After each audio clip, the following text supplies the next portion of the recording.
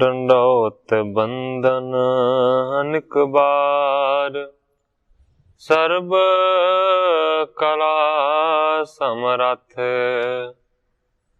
ਡੋਲਣ ਤੇ ਰਾਖੋ ਪ੍ਰਭੂ, ਨਾਨਕ ਦੇ ਘਰ ਹੱਥ। ਗਿਆਨ ਅੰਜਨ ਗੁਰ ਦਿਆ, ਅਗਿਆਨ ਅੰਧੇਰ ਵਿਨਾਸ਼। ਹਰ ਕਿਰਪਾ ਤੇ ਸੰਤ ਭੇਟਿਆ, ਨਾਨਕ ਮਨ ਪਰਗਾਸ। ਯਾਹੀ ਕੁਲ ਤੇ ਪ੍ਰਗਟ ਹੋਏ, ਤਾਹੀ ਕੁਲ ਕੋ ਨਾਮ। ਪੁਨ ਦਵਾਦਸ ਗੁਰਿੰਦ ਕਉ, ਮੇਰੀ ਹੈ ਪ੍ਰਣਾਮ। ਪਰਮ ਸਤਿਕਾਰਯੋਗ ਸਤਿਗੁਰੂ ਜੀ ਦੇ ਪਾਵਨ ਪਵਿੱਤਰ ਦਰਬਾਰ ਵਿੱਚ ਬੈਠੀ ਹੋਈ ਸਾਧ ਸੰਗਤ ਜੀਓ, ਆਪਣੀਆਂ ਮਨ ਬਿਰਤੀਆਂ ਨੂੰ ਇਕਾਗਰ ਕਰਨ ਦੇ ਲਈ, ਰਸਨਾ ਨੂੰ ਪਵਿੱਤਰ ਕਰਨ ਲਈ ਇੱਕ ਵਾਰੀ ਸਾਰੇ ਹੀ ਰਲ ਕੇ ਆਖੀਏ, ਧੰਨ ਸ੍ਰੀ ਸਤਿਗੁਰੂ ਜਗਜੀਤ ਸਿੰਘ ਸੱਚੇ ਪਾਤਸ਼ਾਹ। ਸਤਿਗੁਰੂ ਹਰਗੋਬਿੰਦ ਸੱਚੇ ਪਾਤਸ਼ਾਹ ਜੀ ਦਾ ਪਾਵਨ ਪਵਿੱਤਰ ਇਤਿਹਾਸ ਸਾਹਿਬ ਜੀ ਸਰਵਣ ਕਰ ਰਹੇ ਸੀ। ਗ੍ਰੰਥਾਕਾਰ ਭਾਈ ਸੰਤੋਖ ਸਿੰਘ ਜੀ ਉਹਨਾਂ ਸਿੱਖਾਂ ਦੀਆਂ ਸਾਖੀਆਂ ਲਿਖ ਰਹੇ ਨੇ, ਜਿਹੜੇ ਕਿ ਸਤਿਗੁਰੂ ਹਰਗੋਬਿੰਦ ਸੱਚੇ ਪਾਤਸ਼ਾਹ ਜੀ ਦੇ ਚਰਨਾਂ ਦੀ ਸ਼ਰਨ ਦੇ ਵਿੱਚ ਪਹੁੰਚੇ। ਗ੍ਰੰਥਾਕਾਰ ਭਾਈ ਸੰਤੋਖ ਸਿੰਘ ਜੀ ਨੇ ਕੱਲ ਜਮਾਲ ਨਾਂ ਦੇ ਸਿੱਖ ਦੀ ਜਿਹੜੀ ਸਾਖੀ ਸੀ ਉਸ ਨੂੰ ਬਿਆਨ ਕੀਤਾ ਹੈ।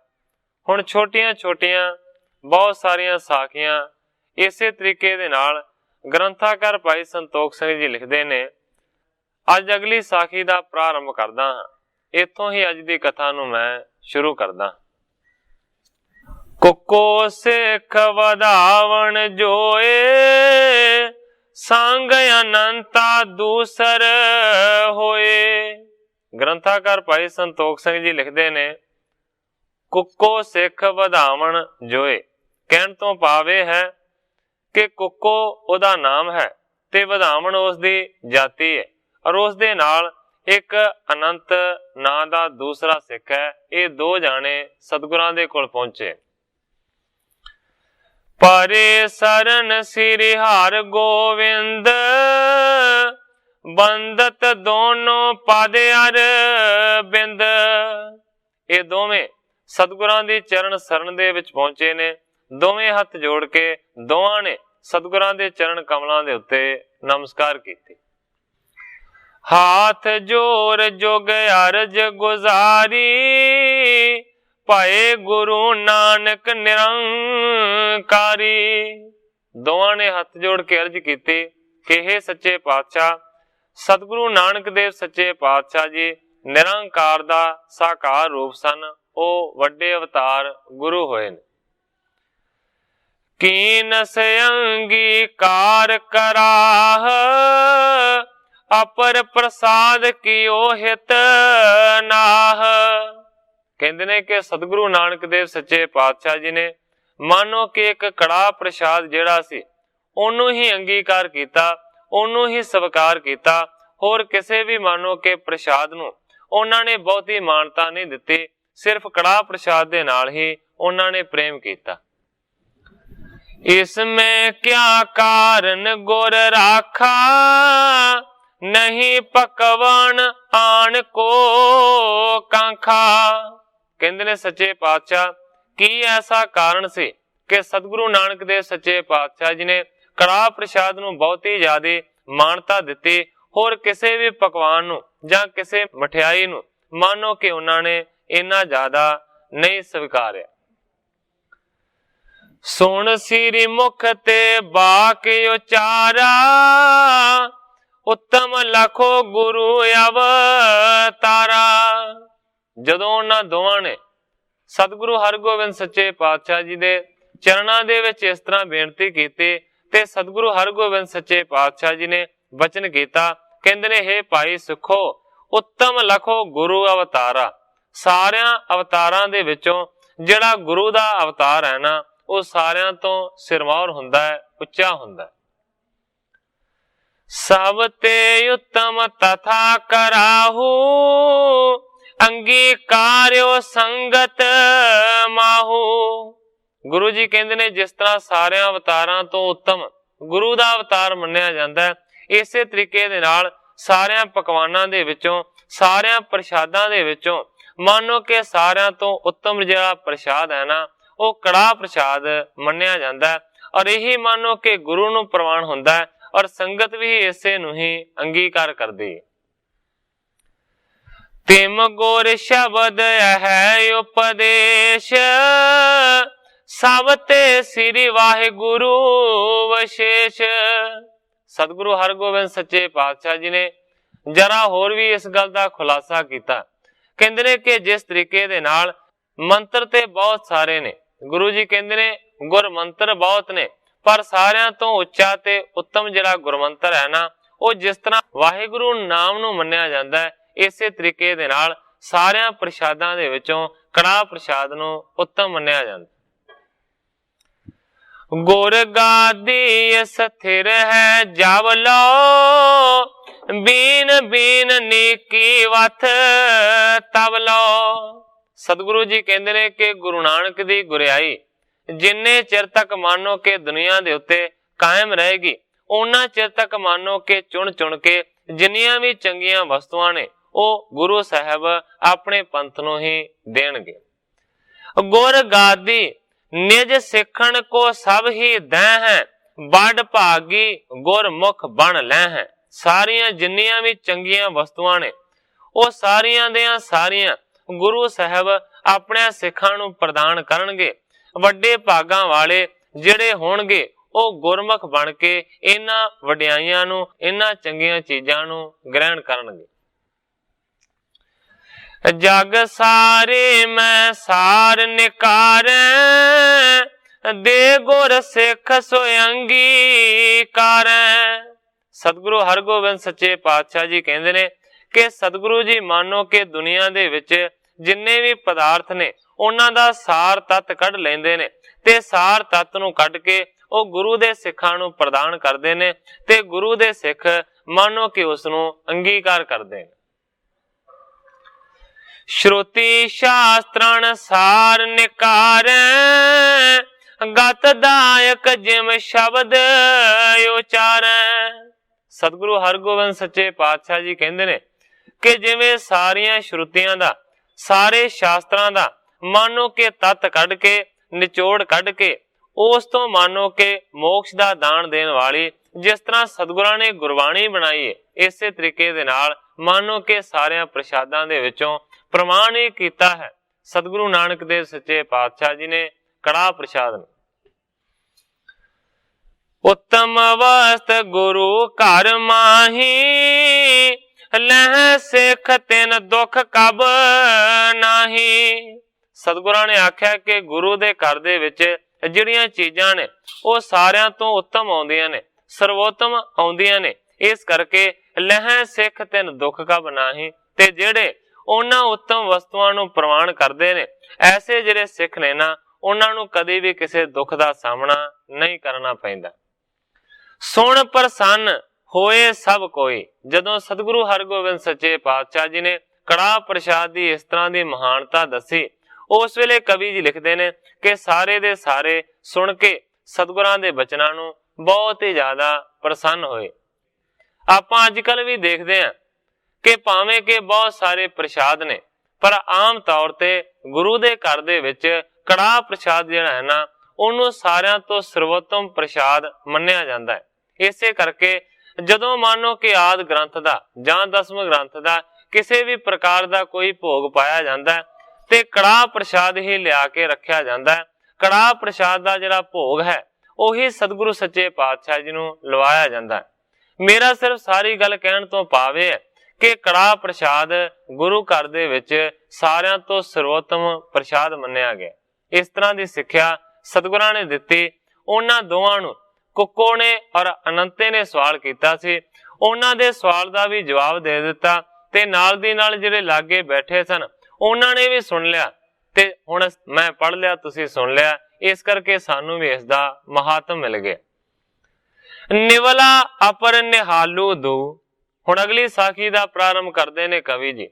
ਕਵੀ ਜੀ ਲਿਖਦੇ ਨੇ ਕਿ ਨਿਵਲਾ ਤੇ ਨਿਹਾਲੂ ਦੋ ਵਿਅਕਤੀ ਸਤਿਗੁਰੂ ਸੱਚੇ ਪਾਤਸ਼ਾਹ ਜੀ ਦੇ ਹਜੂਰ ਪਹੁੰਚੇ। ਬੰਧਨ ਕਰ ਪਦ ਬੈਠ ਉਚਾਰਾ, ਕਿਮ ਸ੍ਰੀ ਗੁਰ ਹਮ ਹੋਏ ਆਧਾਰਾ। ਨਿਵਲਾ ਨੇ ਔਰ ਨਿਹਾਲੂ ਨੇ ਦੋਵਾਂ ਨੇ ਸਤਿਗੁਰਾਂ ਦੇ ਚਰਨਾਂ ਦੇ ਵਿੱਚ ਆਣ ਕੇ ਨਮਸਕਾਰ ਕੀਤੇ ਤੇ ਹੱਥ ਜੋੜ ਕੇ ਕਹਿੰਦੇ ਨੇ, ਸੱਚੇ ਪਾਤਸ਼ਾਹ ਸਾਡਾ ਕਿਸ ਤਰੀਕੇ ਦੇ ਨਾਲ ਉਧਾਰ ਹੋਵੇਗਾ, ਕਿਸ ਤਰ੍ਹਾਂ ਪਾਰ ਉਤਾਰਾ ਹੋਵੇ। ਸੁਣ ਕਰ ਸ੍ਰੀ ਹਰਿ ਗੋਬਿੰਦ ਕਹੈ, ਸਭ ਕਾਸ਼ਟ ਮੈਂ ਅਗਨੀ ਰਹੈ। ਸੁਣ ਕੇ ਉਹਨਾਂ ਦੇ ਸਵਾਲ ਨੂੰ ਸਤਿਗੁਰੂ ਹਰਗੋਬਿੰਦ ਸੱਚੇ ਪਾਤਸ਼ਾਹ ਜੀ ਨੇ ਬਚਨ ਕੀਤਾ, ਕਹਿੰਦੇ ਨੇ ਸਭ ਕਾਸ਼ਟ ਮੈਂ ਅਗਨੀ ਰਹੈ। ਜਿੰਨੀਆਂ ਵੀ ਦੁਨੀਆ ਦੇ ਉੱਤੇ ਲੱਕੜਾਂ ਨੇ, ਸਤਿਗੁਰੂ ਸੱਚੇ ਪਾਤਸ਼ਾਹ ਜੀ ਕਹਿੰਦੇ ਨੇ ਸਾਰਿਆਂ ਦੇ ਵਿੱਚ ਅੱਗ ਨਿਵਾਸ ਕਰਦੀ ਹੈ।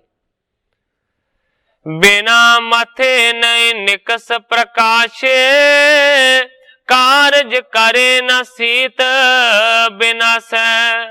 ਸਤਿਗੁਰੂ ਜੀ ਕਹਿੰਦੇ ਨੇ ਦੁਨੀਆ ਦੀ ਜਿੰਨੀ ਬਨਸਪਤੀ ਹੈ, ਜਿੰਨੀਆਂ ਲੱਕੜਾਂ ਨੇ, ਸਾਰੀਆਂ ਦੇ ਵਿੱਚ ਅੱਗ ਹੈ।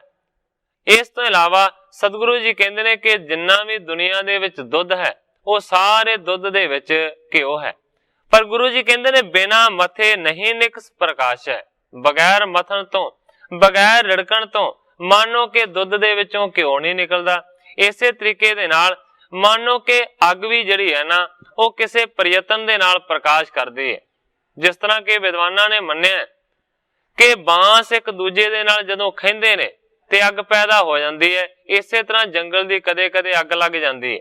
ਇਸ ਤੋਂ ਇਲਾਵਾ ਜੇਕਰ ਦੋ ਪੱਥਰਾਂ ਨੂੰ ਘਸਾਇਆ ਜਾਵੇ ਤਾਂ ਵੀ ਚੰਗਿਆੜਾ ਪੈਦਾ ਹੁੰਦਾ ਹੈ, ਤਾਂ ਵੀ ਅੱਗ ਪੈਦਾ ਹੋ ਜਾਂਦੀ ਹੈ। ਪੁਰਾਣੇ ਸਮੇਂ ਦੇ ਵਿੱਚ ਜਿਹੜੇ ਆਦ ਮਾਨਵ ਸਨ, ਜਦੋਂ ਮਨੁੱਖਾਂ ਦੀ ਸ਼ੁਰੂਆਤ ਹੋਈ, ਉਹਨਾਂ ਨੇ ਪੱਥਰਾਂ ਨੂੰ ਘਸਾ ਕੇ ਹੀ ਅੱਗ ਪੈਦਾ ਕੀਤੀ। ਹੁਣ ਸਤਿਗੁਰੂ ਹਰਗੋਬਿੰਦ ਸੱਚੇ ਪਾਤਸ਼ਾਹ ਜੀ ਕਹਿ ਰਹੇ ਨੇ ਕਿ ਬਗੈਰ ਪ੍ਰਯਤਨ ਤੋਂ ਨਾ ਤੇ ਮੱਖਣ ਹੀ ਹੱਥ ਲੱਗਦਾ ਹੈ ਤੇ ਨਾ ਹੀ ਮਾਨੋ ਕਿ ਬਗੈਰ ਪ੍ਰਯਤਨ ਤੋਂ ਅੱਗ ਬਾਲੀ ਜਾ ਸਕਦੀ ਹੈ, ਭਾਵੇਂ ਕਿ ਸਾਰੀ ਬਨਸਪਤੀ ਦੇ ਵਿੱਚ ਅੱਗ ਹੀ ਅੱਗ ਮੌਜੂਦ ਹੈ। ਕਾਰਜ ਕਰੇ ਨਾ ਸੀਤ ਬਿਨਾਸੈ, ਨਾ ਕੋਈ ਕਾਰਜ ਕਰ ਸਕਦੀ ਹੈ ਬਨਸਪਤੀ ਜਿੰਨਾ ਚਿਰ ਅੱਗ ਨਹੀਂ ਲੱਗਦੀ, ਤੇ ਉਹ ਮਾਨੋ ਕਿ ਸੀਤ ਨੂੰ, ਸਰਦੀ ਨੂੰ ਦੂਰ ਵੀ ਨਹੀਂ ਕਰ ਸਕਦੀ। ਜਥਾ ਦੁਗਧ ਮੈਂ ਕ੍ਰਿਤ ਮਿਲ ਰਹਿਓ, ਮਥਨ ਕਰੇ ਬਿਨ ਕਿਨਹੂ ਨਾ ਲਹਿਓ। ਇਸੇ ਤਰੀਕੇ ਦੇ ਨਾਲ ਸਤਿਗੁਰੂ ਹਰਗੋਬਿੰਦ ਸੱਚੇ ਪਾਤਸ਼ਾਹ ਜੀ ਕਹਿੰਦੇ ਨੇ ਕਿ ਜਿਵੇਂ ਦੁੱਧ ਦੇ ਵਿੱਚ ਘਿਓ ਮਿਲਿਆ ਹੋਇਆ ਹੁੰਦਾ ਹੈ, ਭਾਵੇਂ ਕਿ ਘਿਓ ਦੁੱਧ ਦੇ ਵਿੱਚ ਹੀ ਹੁੰਦਾ ਹੈ, ਪਰ ਬੜੇ ਯਤਨ ਕਰਨੇ ਪੈਂਦੇ ਨੇ, ਫੇਰ ਉਸ ਤੋਂ ਬਾਅਦ ਮਾਨੋ ਕਿ ਰੜਕਣਾ ਪੈਂਦਾ, ਫੇਰ ਕਦੇ ਜਿਹੜਾ ਘਿਓ ਹੈ ਨਾ ਉਹ ਹੱਥ ਲੱਗਦਾ ਹੈ। ਗੁਰੂ ਸਾਹਿਬ ਨੇ ਗੁਰਬਾਣੀ ਦੇ ਵਿੱਚ ਲਿਖਿਆ, ਸਤਿਗੁਰੂ ਜੀ ਲਿਖਦੇ ਨੇ, ਸਗਲ ਬਨਸਪਤ ਮਹਿ ਬੈ ਸੰਤਰ, ਸਗਲ ਦੂਧ ਮਹਿ ਘੀਆ, ਊਚ ਨੀਚ ਮਹਿ ਜੋਤ ਸਮਾਣੀ, ਘਟ ਘਟ ਮਾਧੋ ਜੀਆ। ਗੁਰੂ ਜੀ ਲਿਖਦੇ ਨੇ ਕਿ ਸਗਲ ਬਨਸਪਤ, ਸਾਰੀ ਬਨਸਪਤੀ ਦੇ ਵਿੱਚ ਬੈਸੰਤਰ ਹੈ। ਬੈਸੰਤਰ ਤੋਂ ਭਾਵ ਹੈ ਅੱਗ। ਸਗਲ ਦੂਧ ਮੈਂ ਘੀਆ, ਤੇ ਸਾਰੇ ਦੁੱਧ ਦੇ ਵਿੱਚ ਸਤਿਗੁਰੂ ਜੀ ਕਹਿੰਦੇ ਨੇ ਘਿਓ ਹੁੰਦਾ ਹੈ। ਹੁਣ ਸਤਿਗੁਰੂ ਹਰਗੋਬਿੰਦ ਸੱਚੇ ਪਾਤਸ਼ਾਹ ਜੀ ਲਿਖਦੇ ਨੇ ਕਿ ਭਾਵੇਂ ਸਾਰੀ ਬਨਸਪਤੀ ਦੇ ਵਿੱਚ ਅੱਗ ਹੈ, ਭਾਵੇਂ ਕਿ ਸਾਰੇ ਦੁੱਧ ਦੇ ਵਿੱਚ ਘਿਓ ਹੈ, ਪਰ ਬਗੈਰ ਪ੍ਰਯਤਨ ਤੋਂ ਨਾ ਤੇ ਮਾਨੋ ਕਿ ਬਨਸਪਤੀ ਦੀ ਅੱਗ ਕੋਈ ਸਵਾਰ ਸਕਦੀ ਹੈ, ਤੇ ਨਾ ਹੀ ਬਗੈਰ ਪ੍ਰਯਤਨ ਤੋਂ ਮਾਨੋ ਕਿ ਦੁੱਧ ਦੇ ਵਿੱਚੋਂ ਘਿਓ ਉਤਪਨ ਹੁੰਦਾ ਹੈ। ਤਿਮ ਸਤਿਗੁਰ ਕੇ ਸ਼ਬਦ ਮਝਾਰਾ, ਆਤਮ ਗਿਆਨ ਬਸੈ ਸੁਖ ਸਾਰਾ। ਇਸੇ ਹੀ ਤਰੀਕੇ ਦੇ ਨਾਲ ਸਤਿਗੁਰੂ ਸੱਚੇ ਪਾਤਸ਼ਾਹ ਜੀ ਕਹਿੰਦੇ ਨੇ ਕਿ ਗੁਰੂ ਦੇ ਸ਼ਬਦ ਦੇ ਵਿੱਚ ਆਤਮਾ ਦਾ ਜਿਹੜਾ ਗਿਆਨ ਹੈ ਨਾ, ਉਹ ਵਸਿਆ ਹੋਇਆ ਹੈ, ਜਿਹੜਾ ਕਿ ਸੁਖਾਂ ਦੀ ਸਾਰ ਹੈ। ਪਾਠ ਕਰੇ ਹੋਏ ਪੁੰਨ ਮਹਾਨਾ, ਨਾਹਿ ਨ ਪ੍ਰਾਤਪ ਆਤਮ ਗਿਆਨਾ। ਜਿਹੜਾ ਪਾਠ ਨਹੀਂ ਕਰਦਾ ਉਹਨੂੰ ਮਾਨੋ ਕਿ ਇਸ ਦੀ ਪ੍ਰਾਪਤੀ ਨਹੀਂ ਹੁੰਦੀ। ਜਿਹੜਾ ਪਾਠ ਕਰਦਾ ਹੈ ਉਸ ਨੂੰ ਮਹਾਨ ਪੁੰਨ ਮਿਲਦਾ ਹੈ। ਨਾਹਿ ਨ ਪ੍ਰਾਪਤ ਆਤਮ ਗਿਆਨਾ, ਮਾਨੋ ਕਿ ਪੜਨ ਦੇ ਨਾਲ ਪੁੰਨ ਮਿਲ ਸਕਦਾ ਹੈ, ਪਰ ਆਤਮਾ ਦਾ ਗਿਆਨ ਮਿਲ ਨਹੀਂ ਸਕਦਾ ਕਿਸੇ ਵੀ ਚੀਜ਼ ਨੂੰ ਪੜ ਲੈਣ ਦੇ ਨਾਲ। ਜਬ ਵਿਚਾਰ ਕਰ ਹਿਰਦੈ ਬਸਾਵੈ, ਸਭ ਵਿਵਹਾਰਨ ਬਿਖੈ ਕਮਾਵੈ। ਮਾਨੋ ਕਿ ਜਦੋਂ ਪੜ੍ਹ ਕੇ ਫਿਰ ਉਸ ਤੋਂ ਬਾਅਦ ਉਹਦੇ ਤੇ ਵਿਚਾਰ ਕੀਤੀ ਜਾਵੇਗੀ। ਵਿਚਾਰ ਕਰਨ ਤੋਂ ਬਾਅਦ ਜਦੋਂ ਉਸ ਨੂੰ ਹਿਰਦੇ ਦੇ ਵਿੱਚ ਵਸਾਇਆ ਜਾਵੇਗਾ, ਹਿਰਦੇ ਦੇ ਵਿੱਚ ਵਸਾਉਣ ਤੋਂ ਬਾਅਦ ਜਦੋਂ ਕੰਮਾਂ ਵਿਹਾਰਾਂ ਦੇ ਵਿੱਚ ਉਸ ਦੇ ਅਨੁਸਾਰ ਚੱਲਿਆ ਜਾਵੇਗਾ। ਗਿਆਨ ਪ੍ਰਕਾਸ਼ੈ ਆਨੰਦ ਪਾਵੈ, ਜਨਮ ਮਰਨ ਕੋ ਕਸ਼ਟ ਮਿਟਾਵੈ। ਤਾਂ ਸਤਿਗੁਰੂ ਜੀ ਕਹਿੰਦੇ ਨੇ ਕਿ ਗਿਆਨ ਦਾ ਪ੍ਰਕਾਸ਼ ਮਿਲੇਗਾ ਤੇ ਗਿਆਨ ਦੇ ਪ੍ਰਕਾਸ਼ ਦੇ ਨਾਲ ਆਨੰਦ ਪੈਦਾ ਹੋਵੇਗਾ। ਤਾਂ ਮੰਨੋ ਕਿ ਮਨੁੱਖ ਦੇ ਜਨਮ ਤੇ ਮਰਨ ਦੇ ਜਿਹੜੇ ਕਸ਼ਟ ਨੇ ਨਾ ਉਹ ਦੂਰ ਹੋਣਗੇ। ਇਕੱਲਾ ਪੜ੍ਹਨ ਦੇ ਨਾਲ ਗੱਲ ਨਹੀਂ ਬਣੇਗੀ। ਜਿਸ ਤਰ੍ਹਾਂ ਕਿ ਸਤਿਗੁਰਾਂ ਨੇ ਦੋ ਪ੍ਰਮਾਣ ਦਿੱਤੇ ਨੇ ਕਿ ਭਾਵੇਂ ਸਾਰੀ ਬਨਸਪਤੀ ਦੇ ਵਿੱਚ ਅੱਗ ਹੁੰਦੀ ਹੈ ਪਰ ਪ੍ਰਯਤਨ ਕਰਨਾ ਪੈਂਦਾ ਤਾਂ ਹੀ ਅੱਗ ਕੁਝ ਸਵਾਰਦੀ ਹੈ। ਭਾਵੇਂ ਕਿ ਸਾਰੇ ਦੁੱਧ ਦੇ ਵਿੱਚ ਘਿਓ ਮਿਲਿਆ ਹੋਇਆ ਹੁੰਦਾ ਹੈ ਪਰ ਬੜਾ ਪ੍ਰਯਤਨ ਕਰਨਾ ਪੈਂਦਾ ਹੈ, ਫੇਰ ਹੀ ਮੰਨੋ ਕਿ ਮੱਖਣ ਤੇ ਘਿਓ ਹੱਥ ਦੇ ਵਿੱਚ ਲੱਗਦਾ ਹੈ। ਇਸੇ ਤਰ੍ਹਾਂ ਮੰਨੋ ਕਿ ਸਾਰੀ ਗੁਰਬਾਣੀ ਦੇ ਵਿੱਚ ਭਾਵੇਂ ਕਿ ਆਤਮਾ ਦਾ ਗਿਆਨ ਛੁਪਿਆ ਹੋਇਆ ਪਰ ਗੁਰੂ ਜੀ ਕਹਿੰਦੇ ਨੇ ਇਕੱਲਾ ਪੜ੍ਹਨ ਦੇ ਨਾਲ ਨਹੀਂ, ਪਹਿਲਾਂ ਪੜ੍ਹਨਾ ਪਵੇਗਾ, ਫੇਰ ਮੰਨੋ ਕਿ ਵਿਚਾਰ ਕਰਨੀ ਪਵੇਗੀ, ਵਿਚਾਰ ਕਰਨ ਤੋਂ ਬਾਅਦ ਫਿਰ ਹਿਰਦੇ ਦੇ ਵਿੱਚ ਵਸਾਉਣਾ ਪਵੇਗਾ, ਹਿਰਦੇ ਦੇ ਵਿੱਚ ਵਸਾਉਣ ਤੋਂ ਬਾਅਦ ਫੇਰ ਮੰਨੋ ਕਿ ਆਨੰਦ ਦਾ ਪ੍ਰਕਾਸ਼ ਮਿਲੇਗਾ, ਗਿਆਨ ਮਿਲੇਗਾ। ਤਾਂ ਮੰਨੋ ਕਿ ਤੁਹਾਡੇ ਜਨਮ ਤੇ ਮਰਨ ਦੇ ਬੰਧਨ ਕੱਟੇ ਜਾਣਗੇ। ਹੁਣ ਸਤਿਗੁਰੂ ਹਰਗੋਬਿੰਦ ਸੱਚੇ ਪਾਤਸ਼ਾਹ ਜੀ ਨਿਵਲਾ ਨੂੰ ਔਰ ਨਿਹਾਲੂ ਨੂੰ ਦੋਵਾਂ ਨੂੰ ਉਪਦੇਸ਼ ਦੇ ਰਹੇ ਨੇ। ਦੋਨੋਂ ਸੁਣ ਗੁਰ ਕੋਈ ਉਪਦੇਸ਼, ਮਹਾ ਸੁਮਤ ਜੁਤ ਪੜੇ ਵਸ਼ੇਸ਼।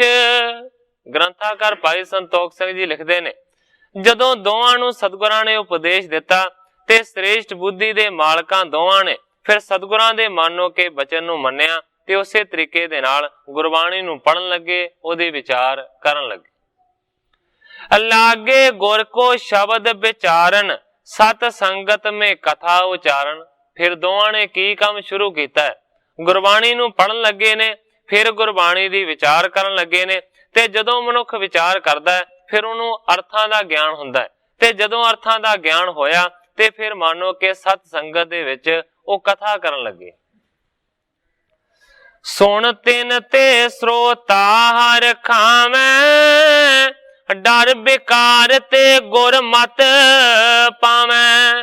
ਜਦੋਂ ਦੋਵਾਂ ਨੇ ਸਤ ਸੰਗਤ ਦੇ ਵਿੱਚ ਕਥਾ ਕਰਨੀ ਸ਼ੁਰੂ ਕੀਤੀ ਤੇ ਮੰਨੋ ਕਿ ਸੰਗਤਾਂ ਨੂੰ ਉਹਨਾਂ ਦੀ ਕਥਾ ਪਸੰਦ ਆਈ। ਸੁਣ ਕੇ ਜਿਹੜੇ ਸਰੋਤਾ ਜਨ ਨੇ, ਜਿਹੜੇ ਸੁਣਨ ਵਾਲੇ ਨੇ, ਉਹ ਖੁਸ਼ ਹੁੰਦੇ ਨੇ। ਡਰ ਬਿਕਾਰ ਤੇ ਡਰਦੇ ਨੇ ਵਿਕਾਰਾਂ ਤੋਂ ਤੇ ਵਿਕਾਰਾਂ ਨੂੰ ਛੱਡ ਕੇ ਫਿਰ ਗੁਰਮਤਿ ਨੂੰ ਉਹ ਪ੍ਰਾਪਤ ਕਰਦੇ ਨੇ। ਸੁਣੈ ਪ੍ਰੇਮ ਕਰ ਧਰ ਧਰ ਪਾਉ, ਬ੍ਰਹਮ ਗਿਆਨ ਲਹਿ ਸਹਿਜ ਸੁਭਾਉ। ਗ੍ਰੰਥਾਕਾਰ ਭਾਈ ਸੰਤੋਖ ਸਿੰਘ ਜੀ ਲਿਖਦੇ ਨੇ ਪ੍ਰੇਮ ਨੂੰ ਧਾਰਨ ਕਰਕੇ, ਭਾਵਨਾ ਨੂੰ ਧਾਰਨ ਕਰਕੇ ਸਾਰੀ ਦੀ ਸਾਰੀ ਸੰਗਤ ਉਹਨਾਂ ਦੀ ਕੀਤੀ ਹੋਈ ਕਥਾ ਨੂੰ ਸੁਣਦੀ ਹੈ, ਜਿਹਦੇ ਵਿੱਚੋਂ ਮੰਨੋ ਕਿ ਬ੍ਰਹਮ ਗਿਆਨ ਸਹਿਜ ਸੁਭਾਈ ਮਿਲ ਜਾਂਦਾ ਹੈ। ਸ਼ਰੋਤਾ ਬਖਤਾ ਜੇ ਸਮੁਦਾਏ, ਜੀਵਨ ਮੁਕਤ ਅਵਸਥਾ ਪਾਏ। ਗ੍ਰੰਥਾਕਾਰ ਭਾਈ ਸੰਤੋਖ ਸਿੰਘ ਜੀ ਲਿਖਦੇ ਨੇ ਕਿ ਜੇਕਰ ਪ੍ਰੇਮ ਦੇ ਨਾਲ ਕਥਾ ਕੀਤੀ ਜਾਵੇ ਤੇ ਜੇਕਰ ਪ੍ਰੇਮ ਦੇ ਨਾਲ ਕਥਾ ਸੁਣੀ ਜਾਵੇ ਤੇ ਮਾਨੋ ਕਰਨ ਵਾਲੇ ਦਾ ਔਰ ਮਾਨੋ ਕਿ ਸੁਣਨ ਵਾਲੇ ਦਾ ਵੀ ਭਲਾ ਹੁੰਦਾ ਹੈ। ਮਾਨੋ ਕਿ ਸੁਣਨ ਵਾਲਾ ਤੇ ਕਹਿਣ ਵਾਲਾ ਜੀਵਨ ਮੁਕਤ ਅਵਸਥਾ ਨੂੰ ਪ੍ਰਾਪਤ ਕਰਦਾ ਹੈ। ਇਸ ਪ੍ਰਕਾਰ ਪਾ ਬਹੁਤ ਉਧਾਰ, ਧੰਨ ਧੰਨ ਸਤਿਗੁਰੂ ਉਚਾਰ। ਕਵੀ ਜੀ ਲਿਖਦੇ ਨੇ ਕਿ ਇਸ ਤਰੀਕੇ ਦੇ ਨਾਲ ਬਹੁਤਿਆਂ ਸਾਰਿਆਂ ਦਾ ਉਧਾਰ ਹੋਇਆ, ਭਲਾ ਹੋਇਆ। ਧੰਨ ਧੰਨ ਸਤਿਗੁਰੂ ਉਚਾਰ, ਮਾਨੋ ਕਿ ਧੰਨ ਧੰਨ ਸਤਿਗੁਰੂ ਨੂੰ ਉਚਾਰਦੇ ਹੋਏ ਸਾਰੇ ਦੇ ਸਾਰੇ ਸਫਲ ਹੋਏ। ਇਸ ਜਗ੍ਹਾ ਦੇ ਉੱਤੇ ਕਵੀ ਜੀ ਆਪਣੇ ਇਸ ਅਧਿਆਇ ਦੀ ਸਮਾਪਤੀ ਕਰਕੇ ਨਵੇਂ ਅਗਲੇ ਅਧਿਆਇ ਦਾ ਪ੍ਰਾਰੰਭ ਕਰਦੇ ਨੇ। ਮਨਸਾ ਧਾਰ ਸੋ ਤੁਲਸੀਆ, ਦਰਗਾਹ ਤਖਤੂ ਧੀਰ, ਤੀਰਥ ਉਪਲ ਸੰਗ ਮਿਲ, ਆਏ ਸ੍ਰੀ ਗੁਰ ਤੀਰ। ਗ੍ਰੰਥਾਕਾਰ ਭਾਈ ਸੰਤੋਖ ਸਿੰਘ ਜੀ ਲਿਖਦੇ ਨੇ ਮਨਸਾ ਧਾਰ, ਦਰਗਾਹ ਤੱਲੀ ਤਖਤ ਧੀਰ ਤੇ ਤੀਰ ਥੁੱਪਲ, ਇਹ ਚਾਰ ਜਿਹੜੇ ਵਿਅਕਤੀ ਨੇ ਨਾ, ਇਹ ਮਿਲ ਕੇ ਸਤਿਗੁਰੂ ਹਰਗੋਬਿੰਦ ਸੱਚੇ ਪਾਤਸ਼ਾਹ ਜੀ ਦੇ ਚਰਨਾਂ ਵਿੱਚ ਪਹੁੰਚੇ। ਬੰਧਨ ਕਰ ਸਭ ਬੈਠੇ ਪਾਸ, ਹਾਥ ਜੋੜ ਉਚਰੀ ਅਰਦਾਸ। ਬੰਦਨਾ ਕਰਕੇ, ਨਮਸਕਾਰ ਕਰਕੇ ਸਤਿਗੁਰਾਂ ਦੇ ਲਾਗੇ ਚਾਰੇ ਬੈਠ ਗਏ ਨੇ ਤੇ ਹੱਥ ਜੋੜ ਕੇ ਇਹਨਾਂ ਨੇ ਫਿਰ ਸਤਿਗੁਰਾਂ ਦੇ ਚਰਨਾਂ ਦੇ ਵਿੱਚ ਬੇਨਤੀ ਕੀਤੀ। ਕਹਿੰਦੇ ਨੇ ਸੱਚੇ ਪਾਤਸ਼ਾਹ ਹਮ ਸੁਣੈ, ਸਿੱਖ ਅਨੇਕ ਅਰਥ ਜੇ ਭਨੈ। ਕਹਿੰਦੇ ਨੇ ਹੇ ਸੱਚੇ ਪਾਤਸ਼ਾਹ, ਗੁਰਬਾਣੀ ਦੇ ਜਿਹੜੇ ਅਰਥ ਨੇ ਬਹੁਤ ਸਾਰੇ ਸਿੱਖ ਕਰਦੇ ਨੇ ਔਰ ਅਸੀਂ ਮੰਨੋ ਕਿ ਉਹਨਾਂ ਅਰਥਾਂ ਨੂੰ ਸੁਣਦੇ। ਮਨ ਕੋ ਸ਼ਾਂਤ ਨ ਕਿਸ ਕੋ ਆਵੇ, ਇਤਿ ਉਤ ਤੇ ਹਟ ਥਿਰ ਨਾ ਰਹਾਵੇ। ਕਹਿੰਦੇ ਨੇ ਸੱਚੇ ਪਾਤਸ਼ਾਹ, ਪਰ ਮਨ ਨੂੰ ਸ਼ਾਂਤੀ ਕਿਸੇ ਵੀ ਪ੍ਰਕਾਰ ਦੇ ਨਾਲ ਆਉਂਦੀ ਨਹੀਂ ਹੈ। ਮੰਨੋ ਕਿ ਇਧਰੋਂ ਉਧਰੋਂ ਹਟ ਕੇ ਕਦੇ ਵੀ ਜਿਹੜਾ ਮਨ ਹੈ ਨਾ, ਉਹ ਸਥਿਰਤਾ ਦੇ ਵਿੱਚ ਨਹੀਂ ਆਉਂਦਾ। ਨਿਵਲਾਇ ਪਰ ਨਿਹਾਲੂ ਦੋਏ, ਕਥਾ ਉਚਾਰ ਕਰਤ ਹੈ ਸੋਏ। ਕਹਿੰਦੇ ਨੇ ਸੱਚੇ ਪਾਤਸ਼ਾਹ ਨਿਵਲਾ ਔਰ ਨਿਹਾਲੂ ਦੋਵੇਂ ਕਥਾ ਕਰਦੇ ਨੇ, ਕਥਾ ਉਚਾਰਨ ਕਰਦੇ ਨੇ। ਤਰਾਸ ਵਿਕਾਰਨ ਤੇ ਹੋਏ ਤਬੈ, ਦੁਰਮਤ ਉਰਤੇ ਪਰ ਹਰ ਸਭੈ। ਵਿਕਾਰਾਂ ਤੋਂ ਉਦੋਂ ਡਰ ਲੱਗਦਾ ਹੈ ਜਦੋਂ ਮੰਨੋ ਕਿ ਦੁਰਮਤ ਦੂਰ ਹੋਵੇ ਤੇ ਗੁਰਮਤ ਦਾ ਆਦਮੀ ਧਾਰਨੀ ਹੋਵੇ। ਗੁਰਮਤ ਕੋ ਪ੍ਰਾਪਤ ਚਿਤ ਹੋਤ, ਗੁਣ ਗਣ ਹਿਰਦੈ ਜੋਤ ਅਦੋਤ। ਜਦੋਂ ਮੰਨੋ ਕਿ ਵਿਕਾਰਾਂ ਤੋਂ ਡਰ ਲੱਗੇਗਾ, ਉਹ ਉਦੋਂ ਡਰ ਲੱਗੇਗਾ ਜਦੋਂ ਦੁਰਮਤ ਦੂਰ ਹੋਵੇਗੀ ਤੇ ਜਦੋਂ ਗੁਰਮਤ ਦਾ ਪ੍ਰਕਾਸ਼ ਹੋਵੇਗਾ। ਕਹਿੰਦੇ ਨੇ ਸੱਚੇ ਪਾਤਸ਼ਾਹ, ਗੁਰਮਤ ਜਦੋਂ ਪ੍ਰਾਪਤ ਹੁੰਦੀ ਹੈ ਚਿੱਤ ਦੇ ਵਿੱਚ ਤੇ ਫਿਰ ਮੰਨੋ ਕਿ ਸਾਰੇ ਦੇ ਸਾਰੇ ਜਿਹੜੇ ਚੰਗੇ ਗੁਣ ਨੇ ਨਾ, ਉਹ ਆਦਮੀ ਦੇ ਵਿੱਚ ਪੈਦਾ ਹੁੰਦੇ ਨੇ। ਪਰ ਸੱਚੇ ਪਾਤਸ਼ਾਹ, ਪਹਿਲਾਂ ਅਸੀਂ ਸੁਣਦੇ ਹਾਂ ਪਰ ਸਾਡਾ ਤੇ ਮਨ ਟਿਕਾ ਦੇ ਵਿੱਚ ਨਹੀਂ ਆਉਂਦਾ।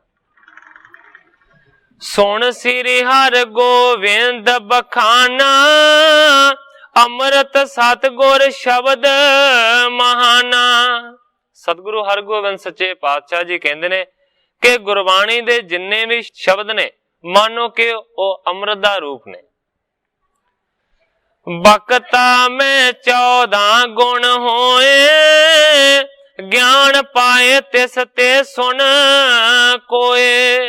ਸਤਿਗੁਰੂ ਹਰਗੋਬਿੰਦ ਸੱਚੇ ਪਾਤਸ਼ਾਹ ਜੀ ਕਹਿੰਦੇ ਨੇ ਜਿਹੜਾ ਬਖਤਾ ਹੁੰਦਾ ਹੈ, ਵਕਤਾ ਵੀ ਆਖਿਆ ਜਾਂਦਾ ਹੈ, ਬੱਬੇ ਨਾਲ ਬਖਤਾ ਵੀ ਆਖਿਆ ਜਾਂਦਾ ਹੈ, ਜੋ ਕਹਿੰਦਾ ਹੈ, ਜੋ ਕਥਾ ਕਰਦਾ ਹੈ, ਜੋ ਦੂਜਿਆਂ ਨੂੰ ਸੁਣਾਉਂਦਾ ਹੈ। ਸਤਿਗੁਰੂ ਜੀ ਕਹਿੰਦੇ ਨੇ ਕਿ ਜਿਹੜਾ ਵਕਤਾ ਹੈ ਉਹਦੇ ਵਿੱਚ 14 ਗੁਣ ਹੋਣੇ ਲਾਜ਼ਮੀ ਨੇ। ਜੇਕਰ ਉਹਨਾਂ 14 ਗੁਣਾਂ ਦਾ ਵਕਤਾ ਧਾਰਨੀ ਹੋਵੇ ਤੇ ਤਾਂ ਮੰਨੋ ਕਿ ਸੁਣਨ ਵਾਲੇ ਨੂੰ ਗਿਆਨ ਦੀ ਪ੍ਰਾਪਤੀ ਹੁੰਦੀ। ਤਿਮ ਸ਼ਰੋਤਾ ਮੈਂ 14 ਗੁਣ ਹੈ, ਤੁਰਤ ਗਿਆਨ ਪ੍ਰਾਪਤ ਜੇ ਸੁਣ ਹੈ। ਜਿਸ ਤਰ੍ਹਾਂ ਵਕਤਾ ਦੇ ਵਿੱਚ 14 ਗੁਣ ਹੋਣੇ ਚਾਹੀਦੇ ਨੇ, ਇਸੇ ਤਰ੍ਹਾਂ ਮੰਨੋ ਕਿ ਸਤਿਗੁਰੂ ਜੀ ਕਹਿੰਦੇ ਨੇ ਕਿ ਸੁਣਨ ਵਾਲੇ ਦੇ ਵਿੱਚ, ਸਰੋਤੇ ਦੇ ਵਿੱਚ ਵੀ ਜੇਕਰ 14 ਗੁਣ ਹਨ ਤਾਂ ਹੀ ਮੰਨੋ ਕਿ ਫੌਰਨ ਗਿਆਨ ਦੀ ਪ੍ਰਾਪਤੀ ਹੁੰਦੀ ਹੈ, ਨਹੀਂ ਤੇ ਗਿਆਨ ਨਹੀਂ ਮਿਲਦਾ।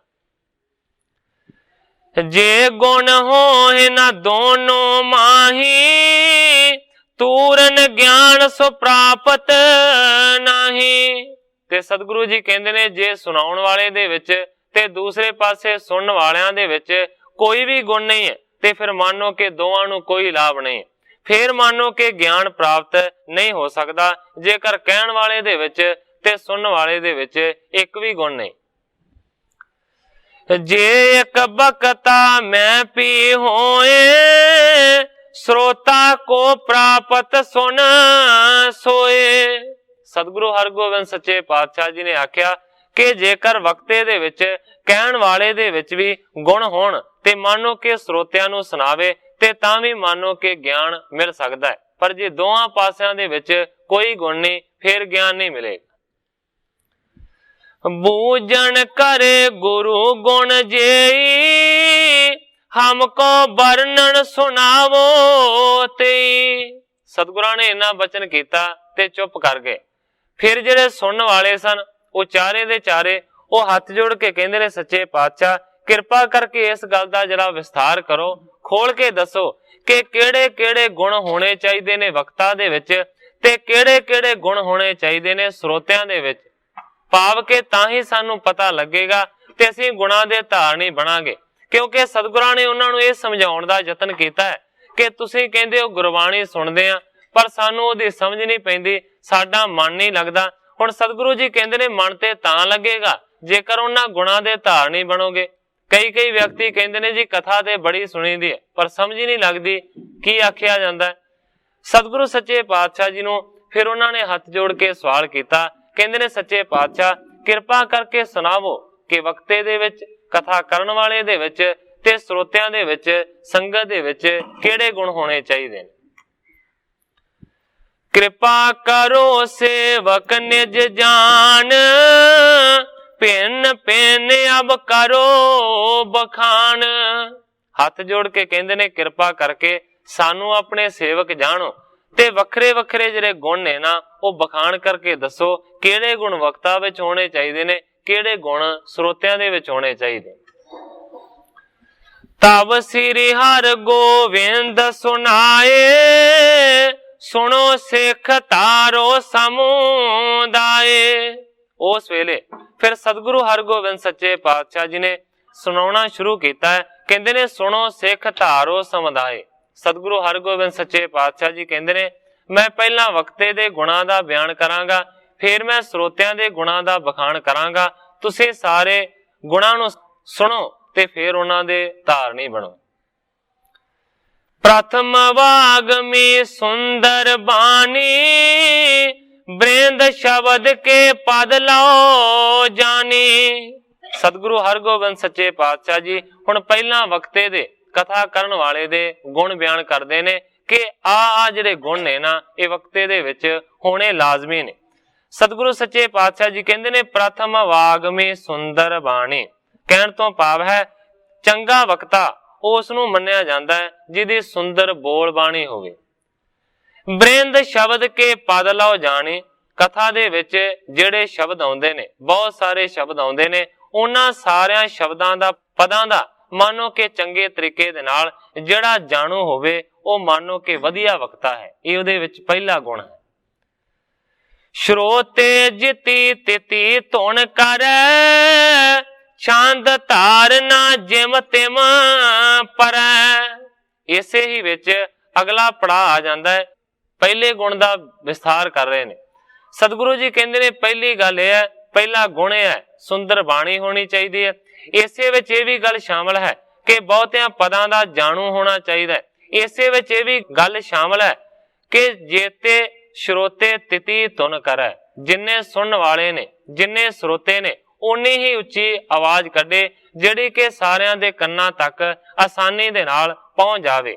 इस तो इलावा छंद धारना जिम तिम परै। छंद दी जिस तरह की धारणा है, जिस तरह की छंद की लय है, उसे लय के अनुसार उस छंद नूं पढ़े ते फिर उस दे अर्थ करे। जिस तरह के बहुत सारे कविता के भाव ने, कोई सवैया है, कोई दोहरा है, कोई कुंडलिया छंद है। इस तरह बड़े कविता के वखरे वखरे नमूने ने। और कवि जी लिखते हैं कि वखरे वखरे जिस तरह के छंद ने उन्हां दी लय भी वखरी वखरी होनी चाहिए है। इस तरह मानो कि कथा करने वाले नूं पढ़नियां चाहिए ने ग्रंथ दियां तुकां। सतगुरु हरगोबिंद सच्चे पातशाह जी ने वक्ते दा पहला गुण बयान किया।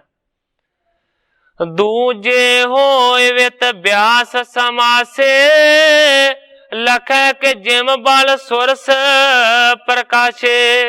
हुण सतगुरु जी वक्ते दा दूसरा गुण दसदे ने कि दूजा गुण यह है कि विस्तार ते संकोच करन दा जाणू होवे।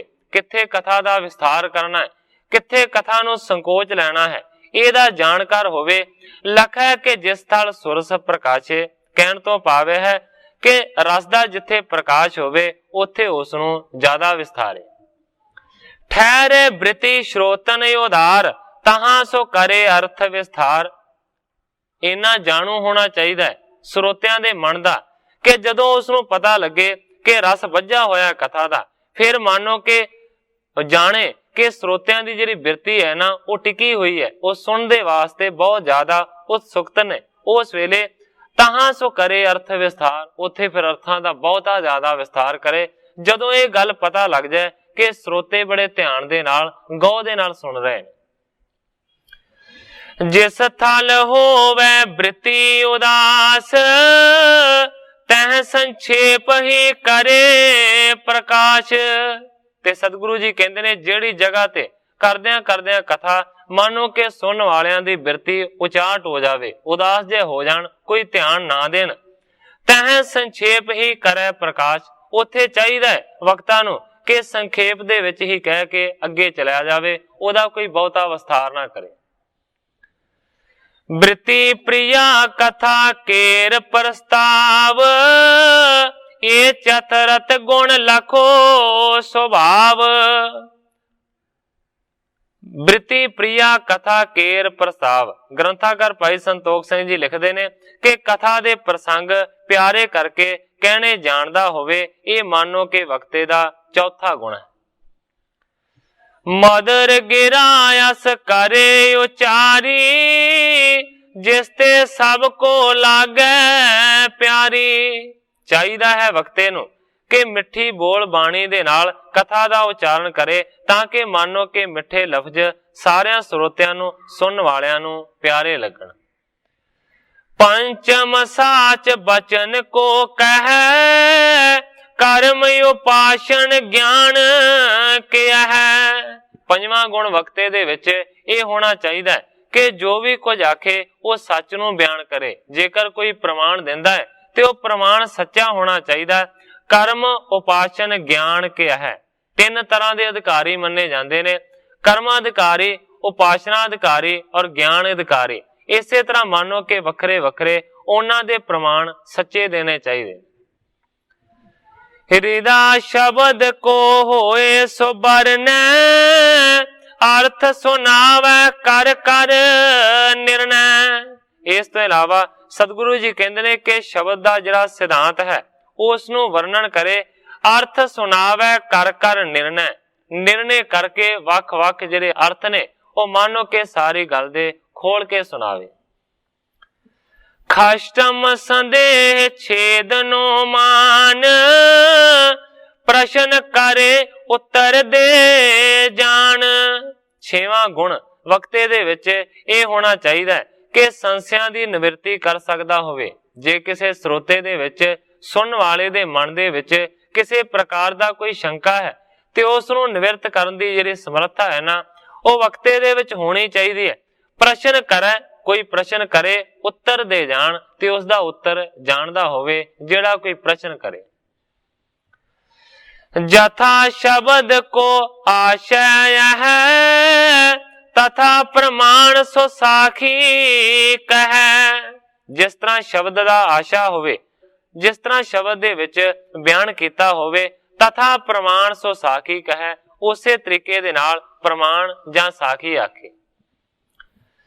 ਜੈਸੇ ਬੁੱਧ ਮੈਂ ਸਰੋਤਾ ਜਾਣੇ, ਤਿਸੀ ਪ੍ਰਕਾਰ ਦ੍ਰਿਸ਼ਟਾਂਤ ਬਖਾਨੇ।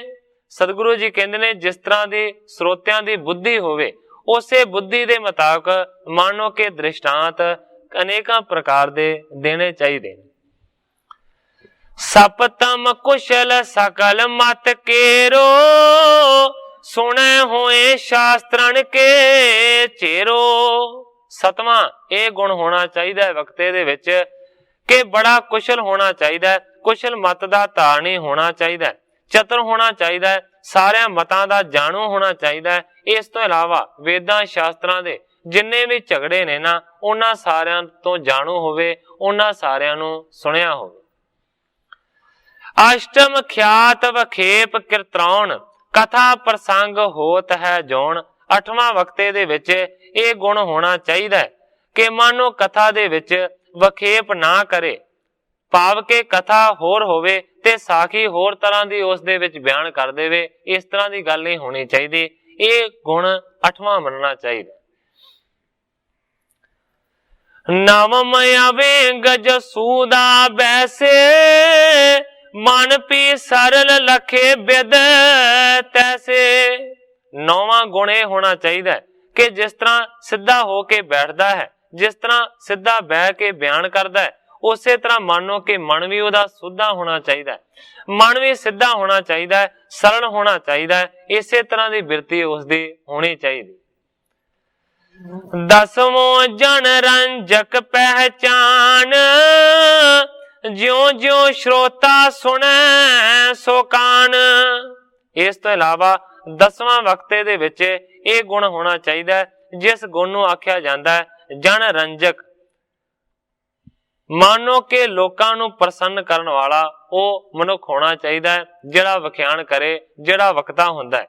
ਜਿਉਂ ਜਿਉਂ ਸ਼ਰੋਤਾ ਸੁਣੈ ਸੋ ਕਾਣ, ਜਿਵੇਂ ਜਿਵੇਂ ਉਸ ਦੀ ਗੱਲ ਨੂੰ ਸਰੋਤੇ ਸੁਣਦੇ ਨੇ, ਤਿਉਂ ਤਿਉਂ ਰੰਗ ਪ੍ਰੀਤ ਕੋ ਚਰੈ, ਇਮ ਕਹਿ ਸਰਬ ਸਭਾ ਬਸ ਕਰੈ। ਜਿਵੇਂ ਜਿਵੇਂ ਉਹ ਸੁਣਾਉਂਦਾ ਹੈ ਤਿਵੇਂ ਤਿਵੇਂ ਸਰੋਤੇ ਮਨ ਲਾ ਕੇ ਉਸ ਦੀ ਗੱਲ ਨੂੰ ਸੁਣੀ ਜਾਂਦੇ ਨੇ। ਇਸੇ ਤਰ੍ਹਾਂ ਕਰਦਿਆਂ ਕਰਦਿਆਂ ਸਤਿਗੁਰੂ ਜੀ ਕਹਿੰਦੇ ਨੇ ਕਿ ਪ੍ਰੀਤ ਦਾ ਰੰਗ ਚੜ ਜਾਂਦਾ ਹੈ ਤੇ ਸਾਰੀ ਜਿਹੜੀ ਸਭਾ ਹੈ ਨਾ ਉਹ ਬੈਠੀ ਹੋਈ ਵਕਤੇ ਦੇ ਹੱਕ ਦੇ ਵਿੱਚ ਆ ਜਾਂਦੀ। ਚੇਤੋ ਸਭੋ ਇੱਕ ਦਸਮੋ ਜਾਨ, ਸ਼ਰੋਤਾ ਸਕਲ ਸਮੁਖ ਸਾਵਧਾਨ। ਅੱਗੇ ਕਹਿੰਦੇ ਨੇ ਕਿ 11ਵਾਂ ਗੁਣ ਵਕਤੇ ਦੇ ਵਿੱਚ ਇਹ ਹੋਣਾ ਚਾਹੀਦਾ ਹੈ, ਸ਼ਰੋਤਾ ਸਕਲ ਸਮੁਖ ਸਾਵਧਾਨ। ਸੁਣਨ ਵਾਲੇ ਜਿੰਨੇ ਵੀ ਸਰੋਤੇ ਨੇ ਉਹ ਸਾਰੇ ਦੇ ਸਾਰੇ ਮਾਨੋ ਕਿ ਵਕਤੇ ਦੀ ਗੱਲ ਨੂੰ ਸਾਵਧਾਨਤਾ ਦੇ ਨਾਲ, ਹੁਸ਼ਿਆਰੀ ਦੇ ਨਾਲ ਸੁਣ ਰਹੇ ਹੋ। ਸ਼ਰਾਵਣ ਬਿਲੋਚਨ ਨਿਜ ਦਿਸ਼ ਕਰੈ, ਚਾਹ ਕੇ ਆਗੇ ਕਹਾਂ ਉਚਰੈ। ਭਾਵ ਕਿ ਸਾਰਿਆਂ ਸਰੋਤਿਆਂ ਨੂੰ ਸਾਵਧਾਨ ਤੇ ਸਨਮੁਖ ਆਪਣੇ ਵੱਲ ਰੁਖ ਵਾਲੇ ਕਰ ਲਵੇ ਕਿ ਉਹ ਆਪਣੇ ਕੰਨ ਤੇ ਨੇਤਰ ਵਕਤਾ ਦੇ ਵੱਲ ਕਰ ਲੈਣ ਤੇ ਚਾਹਣ ਕਿ ਛੇਤੀ ਸੁਣੀਏ ਵਕਤਾ ਅੱਗੋਂ ਕੀ ਬਿਆਨ ਕਰਦਾ ਹੈ। ਭਾਵ ਕਿ ਵਕਤੇ ਦੇ ਵਿੱਚ ਇਹ ਸਮਰੱਥਾ ਹੋਣੀ ਚਾਹੀਦੀ ਹੈ ਕਿ ਸੁਣਨ ਵਾਲੇ ਸਾਰੇ ਉਹਨੂੰ ਵੇਖਣ, ਉਤਸੁਕਤਾ ਦੇ ਨਾਲ ਉਸ ਪਾਸੇ ਧਿਆਨ ਦੇਣ ਕਿ ਵੇਖੀਏ ਅੱਗੋਂ ਵਕਤਾ ਬਿਆਨ ਕਰਨ ਵਾਲਾ ਕੀ ਗੱਲ ਕਹਿੰਦਾ। ਨਾਹੰਕ੍ਰਿਤ ਦਵਾਦਸ਼ਮੋ ਹੋਵੇ, ਸਰਬ ਹੰਕਾਰ ਹਿਰਦੈ ਤੈ ਖੋਵੈ। ਵਕਤੇ ਦੇ ਵਿੱਚ 12ਵਾਂ ਇਹ ਗੁਣ ਹੋਣਾ ਚਾਹੀਦਾ ਹੈ ਕਿ ਹੰਕਾਰੀ ਨਹੀਂ ਹੋਣਾ ਚਾਹੀਦਾ। ਸਰਬ ਹੰਕਾਰ ਹਿਰਦੈ ਤੇ ਖੋਵੈ, ਸਗੋਂ ਸਾਰਾ ਜਿਹੜਾ ਹੰਕਾਰ ਹੈ ਉਸ ਨੂੰ ਹਿਰਦੇ ਦੇ ਵਿੱਚੋਂ ਉਹਨੇ ਕੱਢਿਆ ਹੋਵੇ, ਦੂਰ ਕੀਤਾ ਹੋਵੇ। ਮਨ ਨੀਵਾਂ ਰਾਖੈ ਸਭ ਸੰਗ, ਗੁਣ ਵੱਡ ਲੱਖ ਨਾ ਕਿਸੈ ਚਿਤ ਭੰਗ। ਮਾਨੋ ਕਿ ਆਪਣੇ ਮਨ ਨੂੰ ਸਾਰਿਆਂ ਤੋਂ ਨੀਵਾਂ ਰੱਖੇ, ਗੁਣ ਵੱਡ ਲੱਖ ਨਾ ਕਿਸੈ ਚਿਤ ਭੰਗ। ਮਾਨੋ ਕਿ ਆਪਣੇ ਵਿੱਚ ਵੱਡੇ ਗੁਣ ਜਾਣ ਕੇ ਕਿਸੇ ਦਾ ਮਾਨੋ ਕਿ ਦਿਲ ਨਾ ਤੋੜੇ। ਜਾਂ ਫਿਰ ਇਸ ਤੁਕ ਦਾ ਇੱਕ ਹੋਰ ਵੀ ਅਰਥ ਲੱਗ ਸਕਦਾ ਹੈ ਕਿ ਸਭ ਦੇ ਨਾਲ ਮਨ ਨੀਵਾਂ ਰੱਖੇ ਔਰ ਵੱਡੇ ਗੁਣ ਨਾ ਸਮਝੇ। ਹੋਏ ਧਾਰਮਕ ਤ੍ਰੋਦਸਮੋ ਇਹ, ਕਹੈ ਜੋ ਕਥਾ ਕਮਾਵੇ ਨਿਜ ਤੇ। ਔਰ ਮਾਨੋ ਕਿ 13ਵਾਂ ਵਕਤੇ ਦੇ ਵਿੱਚ ਇਹ ਗੁਣ ਹੋਣਾ ਚਾਹੀਦਾ ਹੈ, ਵਕਤਾ ਧਰਮਾਤਮਾ ਪੁਰਸ਼ ਹੋਣਾ ਚਾਹੀਦਾ, ਧਰਮ ਦਾ ਧਾਰਨੀ ਹੋਣਾ ਚਾਹੀਦਾ। ਕਹੈ ਸੋ ਕਥਾ ਕਮਾਵੇ ਨਿਜ ਤੇ, ਕਿਉਂਕਿ ਰੋਜ਼ ਕਥਾ ਕਹਿੰਦਾ ਹੈ। ਇਸ ਕਰਕੇ ਵਕਤੇ ਨੂੰ ਚਾਹੀਦਾ ਕਿ ਜੋ ਕਹਿੰਦਾ ਹੈ ਉਸ ਦਾ ਧਾਰਨੀ ਆਪ ਵੀ ਹੋਵੇ। ਇੱਕ ਵਾਰੀ ਸਾਰੇ ਆਖੀਏ ਧੰਨ ਸਤਿਗੁਰੂ ਪ੍ਰਤਾਪ ਸਿੰਘ ਸੱਚੇ ਪਾਤਸ਼ਾਹ। ਸਤਿਗੁਰੂ ਪ੍ਰਤਾਪ ਸਿੰਘ ਸੱਚੇ ਪਾਤਸ਼ਾਹ ਜੀ ਦੇ ਉਪਦੇਸ਼ ਨੂੰ ਅਸੀਂ ਰੋਜ਼ ਹੀ ਸੁਣਦੇ ਹਾਂ ਔਰ ਸਤਿਗੁਰੂ ਪ੍ਰਤਾਪ ਸਿੰਘ ਸੱਚੇ ਪਾਤਸ਼ਾਹ ਜੀ ਆਪਣੇ ਪਾਵਨ ਪਵਿੱਤਰ ਉਪਦੇਸ਼ ਦੇ ਵਿੱਚ ਇਹ ਬਚਨ ਕਰਦੇ ਨੇ ਕਿ ਹੇ ਸਾਧ ਸੰਗਤ ਜੀ, ਮੈਂ ਕਹਿੰਦਾ ਹੀ ਨਾ ਰਹਿ ਜਾਵਾਂ, ਮੇਰੇ ਤੇ ਕਿਰਪਾ ਕਰਿਓ, ਜੋ ਮੈਂ ਕਹਿਣਾ ਹਾਂ ਉਹਦਾ ਧਾਰਨੀ ਵੀ ਬਣਾ। ਇਹ ਸਤਿਗੁਰੂ ਪ੍ਰਤਾਪ ਸਿੰਘ ਦਾ ਬਚਨ ਹੈ। ਸਤਿਗੁਰੂ ਪ੍ਰਤਾਪ ਸਿੰਘ ਸੱਚੇ ਪਾਤਸ਼ਾਹ ਜੀ ਜਿਹੜੇ ਕਰਨ ਕਾਰਨ ਦੇ ਮਾਲਕ ਨੇ, ਜਿਹੜੇ ਸੁਆਮੀ ਨੇ, ਜੇਕਰ ਉਹ ਇੰਨੀ ਵੱਡੀ ਗੱਲ ਆਪਣੇ ਵਾਸਤੇ ਆਖਦੇ ਨੇ ਤੇ ਮੈਂ ਤੇ ਇੱਕ ਤੁੱਛ ਜਿਹਾ ਨਿਮਾਣਾ ਜਿਹਾ ਸਤਿਗੁਰਾਂ ਦਾ ਸੇਵਕ ਹਾਂ ਤੇ ਮੇਰੇ ਵਾਸਤੇ ਤੇ ਅਤੀ ਲਾਜ਼ਮੀ ਇਹ ਗੱਲ ਬਣ ਜਾਂਦੀ ਹੈ ਕਿ ਮੈਂ ਸਤਿਗੁਰਾਂ ਦੇ ਚਰਨਾਂ ਦੇ ਵਿੱਚ ਅਰਦਾਸ ਕਰਾਂ। ਇਸ ਤੋਂ ਇਲਾਵਾ ਸਾਧ ਸੰਗਤ ਦੇ ਚਰਨਾਂ ਦੇ ਵਿੱਚ ਅਰਦਾਸ ਕਰਾਂ, ਹੇ ਸਤਿਗੁਰੂ ਜੀ, ਹੇ ਸਾਧ ਸੰਗਤ ਜੀ, ਮੇਰੇ ਤੇ ਕਿਰਪਾ ਕਰਿਓ ਕਿ ਜੋ ਮੈਂ ਕਹਿ ਰਿਹਾ ਹਾਂ ਮੈਂ ਵੀ ਇਸ ਦਾ ਧਾਰਨੀ ਬਣਾ। ਕਵੀ ਜੀ ਨੇ ਇਹ ਮਾਨੋ ਕਿ 13ਵਾਂ ਗੁਣ ਦੱਸਿਆ ਹੈ ਵਕਤੇ ਦਾ, ਕਥਾ ਕਰਨ ਵਾਲੇ ਦਾ, ਕਿ ਕਥਾ ਕਰਨ ਵਾਲਾ ਧਾਰਮਿਕ ਹੋਣਾ ਚਾਹੀਦਾ ਹੈ ਔਰ ਕਥਾ ਕਰਨ ਵਾਲੇ ਦੇ ਵਿੱਚ ਇਹ ਗੁਣ ਲਾਜ਼ਮੀ ਹੋਣਾ ਚਾਹੀਦਾ ਹੈ ਕਿ ਜੋ ਕਹਿੰਦਾ ਹੈ ਨਾ ਦੂਜਿਆਂ ਨੂੰ ਨਾ ਕਵੇ, ਉਹ ਆਪਣੇ ਤੇ ਵੀ ਧਾਰਨ ਲਾਜ਼ਮੀ ਕਰੇ। ਉਹ ਗੁਣ ਜੋ ਦੂਸਰਿਆਂ ਨੂੰ ਦੱਸਦਾ ਹੈ ਉਹ ਆਪ ਵੀ ਗੁਣ ਧਾਰਨ ਕਰੇ। ਇਹ ਹੈ 13ਵਾਂ ਗੁਣ ਵਕਤੇ ਦਾ। 14 ਸੰਤੋਖੀ ਹੋਏ, ਪ੍ਰਾਲਬਧ ਕਰ ਆਵੈ ਜੋਏ। ਔਰ ਸਾਰਿਆਂ ਤੋਂ ਅਖੀਰਲਾ 14ਵਾਂ ਜਿਹੜਾ ਵਕਤੇ ਦੇ ਵਿੱਚ ਗੁਣ ਹੈ ਉਹ ਸਾਰਿਆਂ ਤੋਂ ਵੱਡਾ ਤੇ ਮੇਨ ਗੁਣ ਹੈ। ਕਹਿੰਦੇ ਨੇ ਸੰਤੋਖੀ ਹੋਣਾ ਚਾਹੀਦਾ, ਮਨ ਦੇ ਵਿੱਚ ਸੰਤੋਖ ਹੋਣਾ ਚਾਹੀਦਾ। ਪ੍ਰਾਲਬਧ ਕਰ ਆਵੈ ਜੋਏ, ਪ੍ਰਾਲਬਧ ਦੇ ਨਾਲ ਜੋ ਹੱਥ ਦੇ ਵਿੱਚ ਆਉਂਦਾ ਹੈ ਉਹਨੂੰ ਹੀ ਭੁਗਤੇ, ਉਹਨੂੰ ਹੀ ਵਰਤੇ। ਸਹਤ ਆਨੰਦ ਪਾਏ ਜੋ ਲੇ, ਬਿਨ ਜਾਚੇ ਅੰਮ੍ਰਿਤ ਸਮ ਦੇ। ਮਾਨੋ ਕਿ ਜੋ ਪ੍ਰਾਲਬਧ ਦੇ ਨਾਲ ਮਿਲਦਾ ਹੈ ਉਹਨੂੰ ਹੀ ਮਾਨੋ ਕਿ ਆਨੰਦ ਦੇ ਨਾਲ ਲੈ ਲਵੇ ਤੇ ਇਹ ਸਮਝੇ ਕਿ ਬਿਨਾਂ ਮੰਗੇ ਜੋ ਕੁਛ ਦੇਵੇ ਸੋ ਅੰਮ੍ਰਿਤ ਵਾਂਗ ਮੈਨੂੰ ਪ੍ਰਵਾਨ ਹੈ। ਇਸ ਤਰ੍ਹਾਂ ਦੀ ਉਹਦੇ ਮਨ ਦੀ ਦਲੀਲ ਹੋਣੀ ਚਾਹੀਦੀ। ਆਦਿਕ ਪਦਾਰਥ ਚਾਹ ਨਾ ਤਰੈ, ਢਿਗ ਜੋ ਹੋਏ ਵਰਤ ਬੋ ਕਰੈ। ਬਹੁਤਿਆਂ ਪਦਾਰਥਾਂ ਦੀ ਚਾਹ ਉਸ ਨੂੰ ਕਰਨੀ ਨਹੀਂ ਚਾਹੀਦੀ। ਜੋ ਕੁਝ ਕੋਲ ਹੋਵੇ ਪ੍ਰਾਲਬਧ ਦੇ ਨਾਲ ਜੋ ਮਿਲਿਆ ਹੋਵੇ ਉਹਨੂੰ ਹੀ ਵਰਤੇ ਆਪਣੇ ਕੋਲੋਂ। ਇਹ ਨੇ 14 ਗੁਣ ਵਕਤੇ ਦੇ। ਇਹ ਵਕਤੇ ਕੇ 14 ਗੁਣ ਹੈ। ਗ੍ਰੰਥਾਕਾਰ ਭਾਈ ਸੰਤੋਖ ਸਿੰਘ ਜੀ ਲਿਖਦੇ ਨੇ ਇਹ ਜਿਹੜੇ ਮੈਂ ਗੁਣ ਵਰਣਨ ਕੀਤੇ ਨੇ ਨਾ ਇਹ ਗੁਣ ਨੇ ਵਕਤੇ ਦੇ। ਇਸ ਤੋਂ ਇਲਾਵਾ ਇਹ ਜਿਹੜੇ 14 ਗੁਣ ਨੇ ਇਹਨੂੰ ਮਾਨੋ ਕਿ ਭਗਤਮਾਲ ਦੇ ਵਿੱਚ ਇਸ ਤਰ੍ਹਾਂ ਲਿਖਿਆ ਹੋਇਆ। ਮੈਂ ਥੋੜਾ ਜਿਹਾ ਸੰਖੇਪ ਦੇ ਵਿੱਚ ਇਸ ਨੂੰ ਬਿਆਨ ਕਰਾਂਗਾ। ਪਹਿਲਾ ਹੈ ਗੁਣ ਵਾਗਮੀ, ਰਸੀਲੀ ਤੇ ਸੁਰ ਦੇ ਨਾਲ ਬੋਲ ਸਕਣਾ। ਦੂਜਾ ਹੈ ਵਿਆਸ, ਸਰੋਤਿਆਂ ਦੀ ਰੁਚੀ ਦੇ ਅਨੁਸਾਰ ਵਿਸਥਾਰ ਨਾਲ ਸਮਝਾ ਸਕਣਾ। ਤੀਜਾ ਹੈ ਸਮਾਜ ਵਤ, ਲੋੜ ਅਨੁਸਾਰ ਸੰਖੇਪ ਕਰ ਸਕਣਾ। ਚੌਥਾ ਹੈ ਪ੍ਰਿਯ ਕਥਾ, ਪ੍ਰਸਤਾਵ ਭਾਵ ਕੇ ਦਿਲ ਲੁਭਾਉਣ ਵਾਲੀਆਂ ਕਥਾਵਾਂ ਕਹਿਣਾ। ਪੰਜਵਾਂ ਹੈ ਸਪਸ਼ਟ ਵਾਕ, ਸਾਫ਼ ਬੋਲਣਾ ਤੇ ਸਪਸ਼ਟ ਕਰਕੇ ਸਮਝਾ ਸਕਣਾ। ਛੇਵਾਂ ਗੁਣ ਹੈ ਸੰਦੇਹ ਛਿੱਦਰ, ਸੰਸਿਆਂ ਨੂੰ ਦੂਰ ਕਰ ਸਕਣਾ।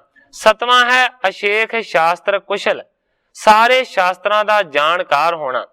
ਅੱਠਵਾਂ ਹੈ ਨਖਿਆਤ ਵਖੇਪ ਕ੍ਰਿਤ, ਭਾਵ ਕੇ ਕਥਾ ਦੇ ਪ੍ਰਸੰਗ ਦੇ ਵਿੱਚ ਹੋਰ ਪ੍ਰਸੰਗ ਤੋਂ ਉਲਟੇ ਪ੍ਰਮਾਣ ਨਾ ਦੇਣੇ।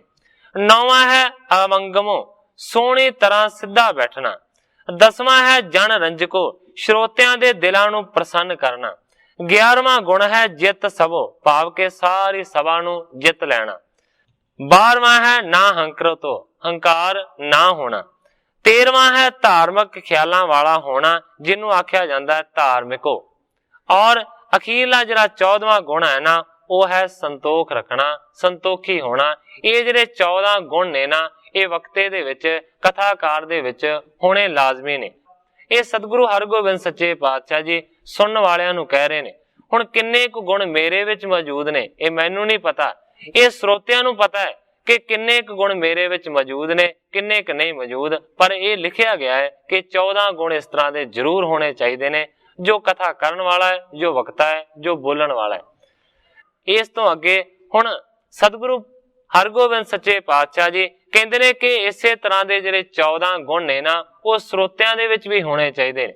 ਕਿਹੜੇ ਕਿਹੜੇ ਗੁਣ ਸਰੋਤਿਆਂ ਦੇ ਵਿੱਚ ਹੋਣੇ ਚਾਹੀਦੇ ਨੇ ਇਸ ਨੂੰ ਤੁਸੀਂ ਹੁਣ ਅੱਗੇ ਸੁਣੋ।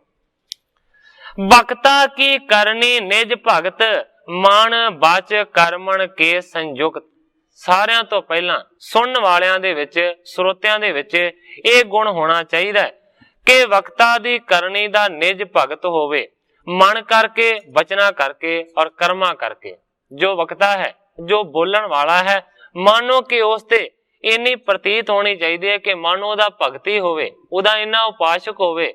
ਮਨ ਕਰਕੇ, ਬਚਨਾ ਕਰਕੇ ਔਰ ਕਰਮ ਕਰਕੇ ਤਿੰਨਾਂ ਪ੍ਰਕਾਰ ਦੇ ਨਾਲ ਮਾਨੋ ਕਿ ਸਰੋਤਾ ਕਹਿਣ ਵਾਲੇ ਵਕਤੇ ਦਾ ਭਗਤ ਹੋਣਾ ਚਾਹੀਦਾ ਹੈ। ਇਹ ਸਰੋਤੇ ਦੇ ਵਿੱਚ ਪਹਿਲਾ ਗੁਣ।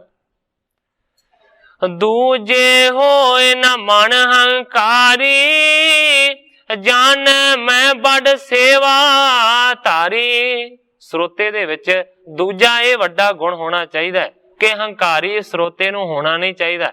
ਇਸ ਤੋਂ ਇਲਾਵਾ ਸਗੋਂ ਇਹ ਸਮਝਣਾ ਚਾਹੀਦਾ ਹੈ ਕਿ ਮੈਂ ਤੇ ਸਾਰਿਆਂ ਦਾ ਸੇਵਾਧਾਰੀ ਹਾਂ, ਮੈਂ ਸਾਰਿਆਂ ਦਾ ਸੇਵਕ ਹਾਂ। ਤ੍ਰਿਤੀਏ ਸ਼ਰਧਾ ਸੁਨਬੋ ਹੋਏ, ਨਹੀਂ ਉਚਾਟੋ ਮਨ ਕੋ ਸੋਏ। ਔਰ ਤੀਸਰੇ ਨੰਬਰ ਤੇ ਇਹ ਗੁਣ ਆਉਂਦਾ ਹੈ ਕਿ ਸਰੋਤੇ ਦੇ ਮਨ ਦੇ ਵਿੱਚ ਸ਼ਰਧਾ ਹੋਣੀ ਚਾਹੀਦੀ ਹੈ।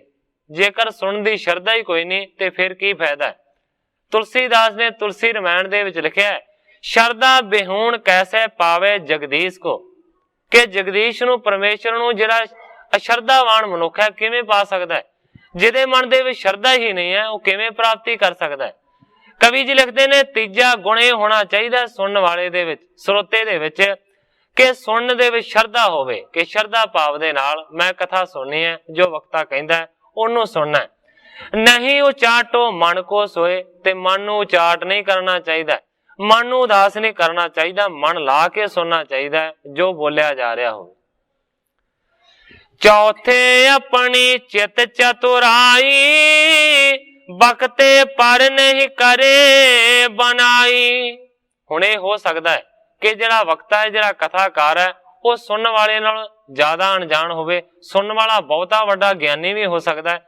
ਇਸ ਕਰਕੇ ਕਵੀ ਨੇ ਲਿਖਿਆ ਕਿ ਚੌਥਾ ਗੁਣ ਇਹ ਹੋਣਾ ਚਾਹੀਦਾ ਹੈ ਕਿ ਆਪਣੇ ਚਿੱਤ ਦੀ ਚਤੁਰਾਈ, ਮਾਨੋ ਕਿ ਵਕਤੇ ਦੇ ਮੱਥੇ ਦੇ ਉੱਤੇ ਨਾ ਥੱਪੇ, ਕਿ ਜੇਕਰ ਵਕਤਾ ਨੇ ਬਹੁਤਾ ਚੰਗਾ ਬਿਆਨ ਨਹੀਂ ਕੀਤਾ, ਸੁਣਨ ਵਾਲਾ ਕੋਈ ਬਹੁਤਾ ਗਿਆਨੀ ਬੈਠਾ ਹੈ, ਤੇ ਸੁਣਨ ਵਾਲਾ ਕਿਉਂਕਿ ਉਸ ਵੇਲੇ ਸੁਣ ਰਿਹਾ ਹੈ, ਉਹ ਗਿਆਨੀ ਨਹੀਂ ਹੈ, ਇਸ ਕਰਕੇ ਮਾਨੋ ਕਿ ਵਕਤਾ ਪਰ ਨਹੀਂ ਕਰੇ ਬਣਾਈ, ਵਕਤੇ ਦੇ ਉੱਤੇ ਆਪਣੀ ਚਿੱਤ ਦੀ ਚਤੁਰਾਈ ਮੱਲੋ ਮੱਲੀ ਨਾ ਥੱਪੇ। ਪੰਚਮ ਵਕਤਾ ਭਣੇ ਜੋ ਅਰਥ, ਤੇ ਸਮਝਾਵਣ ਕੀ ਹੋਏ ਸਮਰਥ। ਇਸ ਤੋਂ ਇਲਾਵਾ ਪੰਜਵਾਂ ਗੁਣ ਸਰੋਤੇ ਦੇ ਵਿੱਚ, ਸੁਣਨ ਵਾਲੇ ਦੇ ਵਿੱਚ ਇਹ ਹੋਣਾ ਚਾਹੀਦਾ ਹੈ ਕਿ ਜਿਹੜੇ ਅਰਥ ਕਰਦਾ ਹੈ ਵਕਤਾ, ਕਥਾਕਾਰ, ਉਹਨੂੰ ਸੁਣਨ ਦੀ, ਉਹਨੂੰ ਸਮਝਣ ਦੀ ਸਮਰੱਥਾ ਰੱਖਦਾ ਹੋਵੇ। ਭਾਵ ਕਿ ਜੇਕਰ ਮੈਂ ਕੁਝ ਔਖੇ ਸ਼ਬਦ ਬਿਆਨ ਕਰਦਾ ਹਾਂ, ਤੇ ਜੇਕਰ ਤੁਸੀਂ ਸਮਝਣ ਦੇ ਯੋਗ ਨਹੀਂ ਹੋ, ਇਹ ਚੰਗਾ ਗੁਣ ਨਹੀਂ ਹੈ। ਜੋ ਮੈਂ ਕਹਿਣਾ ਹਾਂ ਇਸ ਨੂੰ ਸਮਝਣ ਦੀ ਸਮਰੱਥਾ ਵੀ ਹੋਣੀ ਚਾਹੀਦੀ ਹੈ ਸਰੋਤੇ ਦੇ ਵਿੱਚ। ਇਹ ਵੀ ਇੱਕ ਵੱਡਾ ਗੁਣ ਹੈ ਸੁਣਨ ਵਾਲਿਆਂ ਦੇ ਵਿੱਚ, ਕਿ ਅਰਥ ਕਰੇ ਕਰਨ ਵਾਲਾ ਕਥਾਕਾਰ ਤੇ ਸੁਣਨ ਵਾਲੇ ਸਮਝਣ ਵਾਲੇ ਹੋਣ। ਜੇਕਰ ਕੋਈ ਕਦੇ ਕਦੇ ਔਖਾ ਅਰਥ ਆ ਜਾਂਦਾ ਹੈ, ਆਮ ਤੌਰ ਤੇ ਸਤਿਗੁਰੂ ਸੱਚੇ ਪਾਤਸ਼ਾਹ ਜੀ ਦੀ ਕਿਰਪਾ ਦੇ ਨਾਲ ਮੈਂ ਕੁਝ ਔਖਾ ਕਦੇ ਕਹਿੰਦਾ ਨਹੀਂ, ਪਰ ਜੇਕਰ ਅਚਾਨਕ ਕੋਈ ਕਥਾ ਦੇ ਵਿੱਚ ਐਸੀ ਗੱਲ ਆ ਜਾਵੇ ਕਿ ਜਿਹੜੀ ਔਖੀ ਕਹਿਣੀ ਪਵੇ, ਤੇ ਸੁਣਨ ਵਾਲਿਆਂ ਦੇ ਵਿੱਚ ਇਹ ਸਮਰੱਥਾ ਹੋਣੀ ਚਾਹੀਦੀ ਹੈ ਕਿ ਉਸ ਗੱਲ ਨੂੰ ਸਮਝ ਲੈਣ। ਪਰ ਆਮ ਤੌਰ ਤੇ ਮੈਂ ਜੋ ਵੀ ਕਹਿਣਾ ਹਾਂ ਸਰਲ ਕਹਿਣਾ ਹਾਂ, ਸਪਸ਼ਟ ਕਹਿਣਾ ਹਾਂ, ਕੋਈ ਐਸੀ ਔਖੀ ਗੱਲ ਨਹੀਂ ਹੁੰਦੀ। ਪਰ ਗ੍ਰੰਥਾਕਾਰ ਭਾਈ ਸੰਤੋਖ ਸਿੰਘ ਜੀ ਲਿਖਦੇ ਨੇ ਸਰੋਤਿਆਂ ਦੇ ਵਿੱਚ ਇਹ ਗੁਣ ਜ਼ਰੂਰ ਹੋਣਾ ਚਾਹੀਦਾ ਕਿ ਅਰਥ ਨੂੰ ਸਮਝਣ ਦੀ ਸਮਰੱਥਾ ਰੱਖਦੇ ਹੋਣ। ਖਾਸ਼ਟਮ ਪ੍ਰਸ਼ਨ ਕਰਨ ਕੋ ਜਾਣ, ਸਪਤਮ ਸੁਣੈ ਕ੍ਰਾਂਥਕ ਬੋ ਕੰਨ। 6ਵੇਂ ਨੰਬਰ ਤੇ ਇਹ ਗੱਲ ਆਉਂਦੀ ਹੈ ਕਿ ਸੁਣਨ ਵਾਲਿਆਂ ਦੇ ਮਨ ਦੇ ਵਿੱਚ ਕਈ ਤਰ੍ਹਾਂ ਦੇ ਖਿਆਲ ਪੈਦਾ ਹੋ ਜਾਂਦੇ ਨੇ, ਕਈ ਤਰ੍ਹਾਂ ਦੇ ਸੰਸ਼ੇ ਪੈਦਾ ਹੋ ਜਾਂਦੇ ਨੇ, ਕਈ ਤਰ੍ਹਾਂ ਦੇ ਉਹ ਪ੍ਰਸ਼ਨ ਕਰ ਸਕਦੇ ਨੇ। ਇਸ ਕਰਕੇ ਪ੍ਰਸ਼ਨ ਕਰਨ ਦਾ ਢੰਗ ਵੀ ਉਹਨਾਂ ਨੂੰ ਆਉਂਦਾ ਹੋਵੇ ਕਿ ਕਥਾ ਤੋਂ ਬਾਅਦ ਉਹ ਪ੍ਰਸ਼ਨ ਕਰ ਸਕਣ ਕਿ ਆਹ ਚੀਜ਼ ਇਸ ਤਰ੍ਹਾਂ ਕਿਉਂ ਹੈ। ਪ੍ਰਸ਼ਨ ਕਰਨ ਦੀ ਜਿਹੜੀ ਭਾਵਨਾ ਹੈ, ਇਹ ਵੀ 6ਵੇਂ ਨੰਬਰ ਦਾ ਗੁਣ ਹੈ।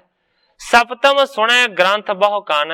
ਔਰ ਜਿਸ ਤਰ੍ਹਾਂ ਕਵੀ ਜੀ ਨੇ ਲਿਖਿਆ ਹੈ ਕਿ ਜਿਹੜਾ ਕਥਾ ਕਰਨ ਵਾਲਾ ਹੈ ਉਹਨੂੰ ਬਹੁਤੇ ਸਾਰੇ ਗ੍ਰੰਥ ਪੜ੍ਹੇ ਹੋਣੇ ਚਾਹੀਦੇ ਨੇ, ਬੜਿਆਂ ਗ੍ਰੰਥਾਂ ਦਾ ਜਾਣੂ ਹੋਣਾ ਚਾਹੀਦਾ ਹੈ। ਇਸੇ ਤਰ੍ਹਾਂ ਮੰਨੋ ਕਿ ਕਵੀ ਜੀ ਲਿਖਦੇ ਨੇ ਕਿ ਜਿਹੜੇ ਸੁਣਨ ਵਾਲੇ ਸਰੋਤੇ ਨੇ ਨਾ, ਉਹ ਵੀ ਮੰਨੋ ਕਿ ਬਹੁਤੇ ਸਾਰੇ ਗ੍ਰੰਥਾਂ ਦੇ ਜਾਣੂ ਹੋਣ, ਤਾਂ ਕਿ ਜਦੋਂ ਵਕਤਾ ਕੋਈ ਪ੍ਰਮਾਣ ਦੇਵੇ ਤੇ ਉਹਨਾਂ ਨੂੰ ਪਤਾ ਲੱਗ ਜਾਏ ਵਾਕਿਆ ਠੀਕ ਗੱਲ ਕਹਿ ਰਿਹਾ, ਫਲਾਣੇ ਗ੍ਰੰਥ ਦੇ ਵਿੱਚ ਇੰਜ ਲਿਖਿਆ ਹੋਇਆ, ਅਸੀਂ ਸੁਣਿਆ ਕਿ ਫਲਾਣੇ ਗ੍ਰੰਥ ਦੇ ਵਿੱਚ ਇਸ ਤਰ੍ਹਾਂ ਲਿਖਿਆ। ਇਸ ਕਰਕੇ 7ਵਾਂ ਗੁਣ ਸਰੋਤਿਆਂ ਦੇ ਵਿੱਚ ਇਹ ਲਾਜ਼ਮੀ ਹੈ ਕਿ ਉਹ ਵੀ ਬਹੁਤੇ ਸਾਰੇ ਗ੍ਰੰਥਾਂ ਦੇ ਸੁਣਨ ਵਾਲੇ ਹੋਣ, ਉਹਨਾਂ ਨੂੰ ਪਤਾ ਹੋਵੇ। ਅਸ਼ਟਮ ਆਲਸ ਕੋ ਨਹੀਂ ਤਰੈ, ਨੌਵੇਂ ਨਿੰਦਰਾ ਕੋ ਬਸ ਕਰੈ। ਹੁਣ ਮੇਰੇ ਵੇਖਣ ਦੇ ਵਿੱਚ ਆਇਆ ਕਿ ਜਿਹੜਾ 8ਵਾਂ ਗੁਣ ਬਿਆਨ ਕੀਤਾ ਇਹਨਾਂ ਸਰੋਤਿਆਂ ਦੇ ਵਿੱਚ, ਉਹ ਜ਼ਿਆਦਾ ਭਾਰੂ ਹੋ ਜਾਂਦਾ ਹੈ ਸਾਡੇ ਵਿੱਚ। ਕਹਿੰਦੇ ਨੇ ਅਸ਼ਟਮ ਆਲਸ ਕੋ ਨਹੀਂ ਤਰੈ, ਆਲਸ ਨਾ ਆਉਣ ਦੇਵੇ। ਜਦੋਂ ਕਥਾ ਹੋ ਰਹੀ ਹੋਵੇ, ਜਦੋਂ ਸਰੋਤਾ ਸੁਣਦਾ ਹੋਵੇ, ਉਹਨੂੰ ਆਲਸ ਨਹੀਂ ਕਰਨਾ ਚਾਹੀਦਾ। ਨੌਵੇਂ ਨਿੰਦਰਾ ਕੋ ਬਸ ਕਰੈ, 9ਵੇਂ ਨੰਬਰ ਦਾ ਇਹ ਗੁਣ ਹੋਣਾ ਚਾਹੀਦਾ ਸੁਣਨ ਵਾਲੇ ਸਰੋਤੇ ਦੇ ਵਿੱਚ ਕਿ ਨੀਂਦ ਨੂੰ ਆਪਣੇ ਵਸ ਦੇ ਵਿੱਚ ਕਰਕੇ ਰੱਖੇ, ਕਮ ਸੇ ਕਮ ਜਿੰਨਾ ਚਿਰ ਕਥਾ ਹੁੰਦੀ ਹੈ। ਕਈ ਵੇਖੀਦਾ, ਅੱਜ ਤੇ ਸ਼ਾਇਦ ਸੁਣ ਰਹੇ ਹੋ, ਧੌਣਾ ਸਿੱਧੀਆਂ ਨੇ, ਵੇਖ ਰਹੇ ਹੋ, ਪਰ ਕਈ ਵਾਰੀ ਮੈਂ ਦੇਖਦਾ ਹਾਂ ਕਿ ਧੌਣਾ ਇਸ ਤਰ੍ਹਾਂ ਹੀ ਹੁੰਦੀਆਂ ਨੇ, ਝੋਕਾਂ ਹੀ ਲੱਗੀ ਜਾਂਦੀਆਂ ਨੇ, ਸੁੱਤੇ ਹੀ ਰਹਿੰਦੇ ਨੇ, ਕੀ ਫਾਇਦਾ। ਗ੍ਰੰਥਾਕਾਰ ਭਾਈ ਸੰਤੋਖ ਸਿੰਘ ਜੀ ਲਿਖਦੇ ਨੇ 9ਵਾਂ ਗੁਣ ਸਰੋਤੇ ਦੇ ਵਿੱਚ ਇਹ ਹੋਣਾ ਚਾਹੀਦਾ ਕਿ ਨੀਂਦ ਨੂੰ ਆਪਣੇ ਵਸ ਦੇ ਵਿੱਚ ਰੱਖੇ, ਕਮ ਸੇ ਕਮ ਜਿੰਨਾ ਚਿਰ ਸੁਣ ਰਿਹਾ ਉਹਨਾਂ ਚਿਰ ਤੇ ਹੋਸ਼ ਦੇ ਵਿੱਚ ਰਵੇ। 10ਵਾਂ ਸੁਣੈ ਧਰੇ ਔਰ ਸੋਏ, ਵੰਡ ਖਾਏ ਟਿਗ ਪਿਖ ਜੋ ਹੋਏ। 10ਵਾਂ ਗੁਣ ਸਰੋਤੇ ਦੇ ਵਿੱਚ ਇਹ ਹੋਣਾ ਚਾਹੀਦਾ ਕਿ ਮਾਨੋ ਉਹ ਸੁਣ ਕੇ ਉਸ ਦਾ ਧਾਰਨੀ ਬਣੇ, ਜੋ ਸੁਣਿਆ ਜਾ ਰਿਹਾ, ਜੋ ਕਥਾ ਦੇ ਵਿੱਚ ਆਖਿਆ ਜਾ ਰਿਹਾ, ਉਸ ਦਾ ਧਾਰਨੀ ਬਣੇ, ਵੰਡ ਕੇ ਖਾਵੇ ਜੋ ਕੁਝ ਕੋਲ ਹੈ। द्वादश मोचिम गुरन सिद्धांत तेसे अनुसार सुनै चित शांत।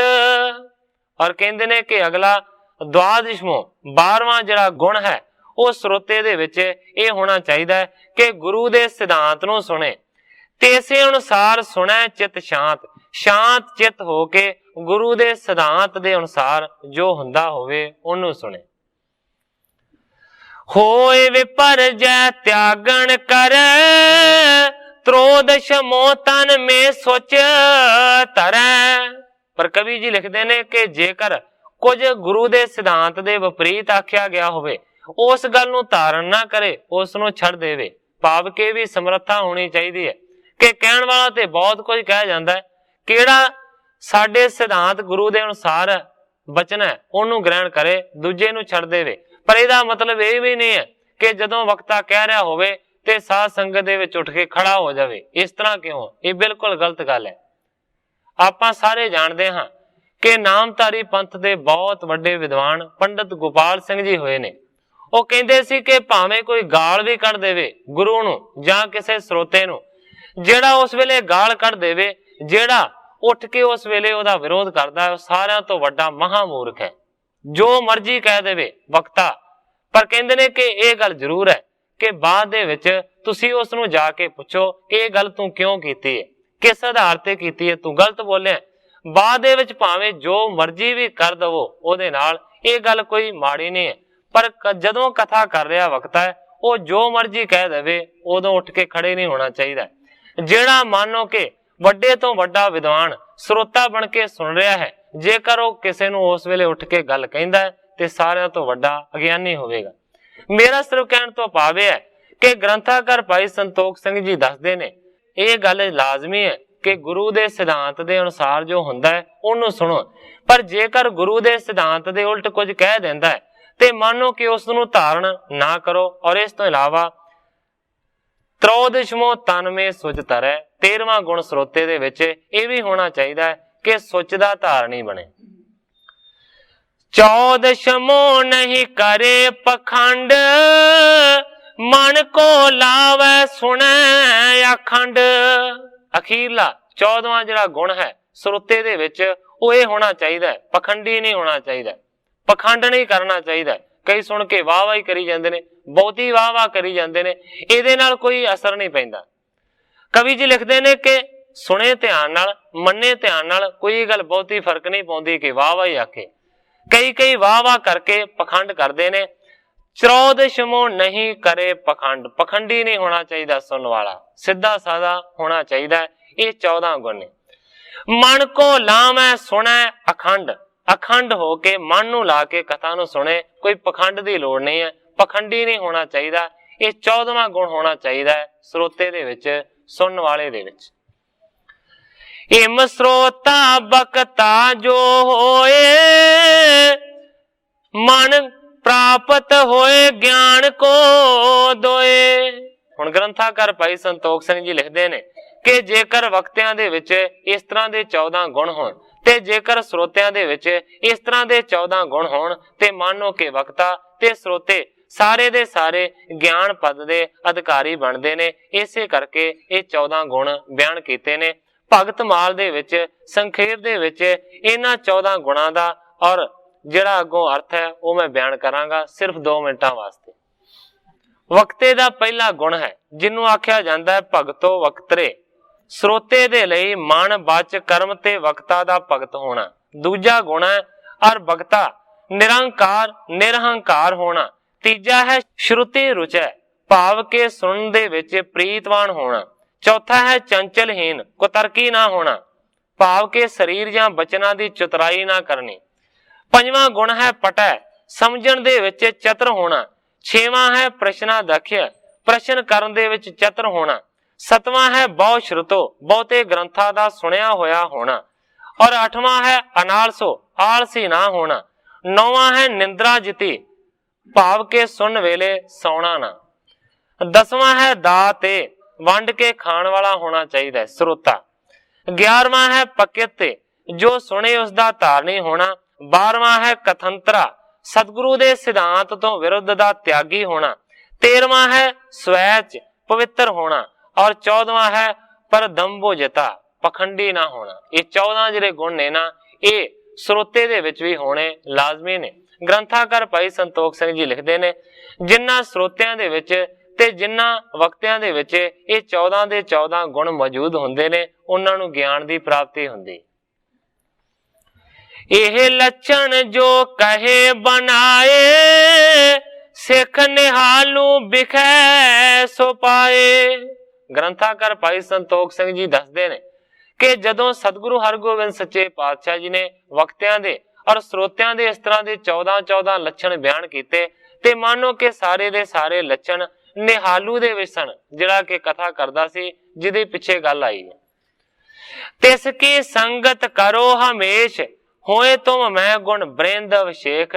ਸਤਿਗੁਰੂ ਹਰਗੋਬਿੰਦ ਸੱਚੇ ਪਾਤਸ਼ਾਹ ਜੀ ਨੇ ਉਹਨਾਂ ਚਾਰਾਂ ਨੂੰ ਆਖਿਆ ਕਿ ਨਿਹਾਲੂ ਦੇ ਵਿੱਚ ਇਹ ਸਾਰੇ ਦੇ ਸਾਰੇ ਗੁਣ ਮੌਜੂਦ ਨੇ, ਜਿਹੜਾ ਕਥਾ ਕਰਦਾ ਹੈ। ਇਸ ਕਰਕੇ ਉਹਦੀ ਸੰਗਤ ਤੁਸੀਂ ਹਮੇਸ਼ਾ ਕਰਿਆ ਕਰੋ। ਜੇਕਰ ਉਸ ਦੀ ਸੰਗਤ ਕਰੋਗੇ ਤੇ ਮੰਨੋ ਕਿ ਤੁਹਾਡੇ ਵਿੱਚ ਵੀ ਬਹੁਤੇ ਸਾਰੇ ਗੁਣਾਂ ਦਾ ਨਿਵਾਸ ਹੋਏਗਾ। ਸੁਣੋ ਕਥਾ ਤੇ ਮੁਖ ਤੇ ਨੀਕੀ, ਕਿਉਂ ਨਾ ਸ਼੍ਰੇ ਹੋਏ ਤੁਮਰੇ ਜੀ ਕੀ। ਸਤਿਗੁਰੂ ਹਰਗੋਬਿੰਦ ਸੱਚੇ ਪਾਤਸ਼ਾਹ ਜੀ ਕਹਿੰਦੇ ਨੇ ਕਿ ਜੇਕਰ ਨਿਹਾਲੂ ਸਿੱਖ ਦੇ ਮੂੰਹੋਂ ਤੁਸੀਂ ਕਥਾ ਸੁਣੋਗੇ ਤੇ ਮੰਨੋ ਕਿ ਕਿਉਂ ਤੁਹਾਡੀ ਸ਼੍ਰੇ ਨਹੀਂ ਹੋਵੇਗੀ, ਕਿਉਂ ਤੁਹਾਡਾ ਕਲਿਆਣ ਨਹੀਂ ਹੋਵੇਗਾ, ਭਾਵ ਕਿ ਤੁਹਾਡਾ ਜ਼ਰੂਰ ਹੀ ਕਲਿਆਣ ਹੋਵੇਗਾ। ਸਿਰੀ ਮੁਖ ਤੇ ਸੁਣ ਸਭ ਹਰ ਖਾਏ, ਤਾਰਨ ਕੀਨੇ ਗੁਣ ਸਮੁਦਾਏ। ਗ੍ਰੰਥਾਕਾਰ ਭਾਈ ਸੰਤੋਖ ਸਿੰਘ ਜੀ ਲਿਖਦੇ ਨੇ ਕਿ ਜਦੋਂ ਸਤਿਗੁਰੂ ਹਰਗੋਬਿੰਦ ਸੱਚੇ ਪਾਤਸ਼ਾਹ ਜੀ ਨੇ ਸਾਰੀ ਵਾਰਤਾ ਨੂੰ ਵਿਸਥਾਰ ਦੇ ਸਹਿਤ ਬਿਆਨ ਕੀਤਾ, ਔਰ ਇਹ ਵੀ ਗੱਲ ਆਖੀ ਹੈ ਕਿ ਨਿਹਾਲੂ ਚੰਗੀ ਕਥਾ ਕਰਦਾ ਹੈ, ਉਹਦੇ ਵਿੱਚ ਸਾਰੇ ਦੇ ਸਾਰੇ ਗੁਣ ਮੌਜੂਦ ਨੇ, ਇਸ ਕਰਕੇ ਉਹਦੀ ਕਥਾ ਸੁਣਿਆ ਕਰੋ। ਤੇ ਫਿਰ ਕਵੀ ਜੀ ਲਿਖਦੇ ਨੇ ਕਿ ਸਤਿਗੁਰਾਂ ਦੇ ਸ੍ਰੀ ਮੁਖ ਤੋਂ ਸੁਣ ਕੇ ਸਾਰੇ ਦੇ ਸਾਰੇ ਬੜੇ ਪ੍ਰਸੰਨ ਹੋਏ ਨੇ।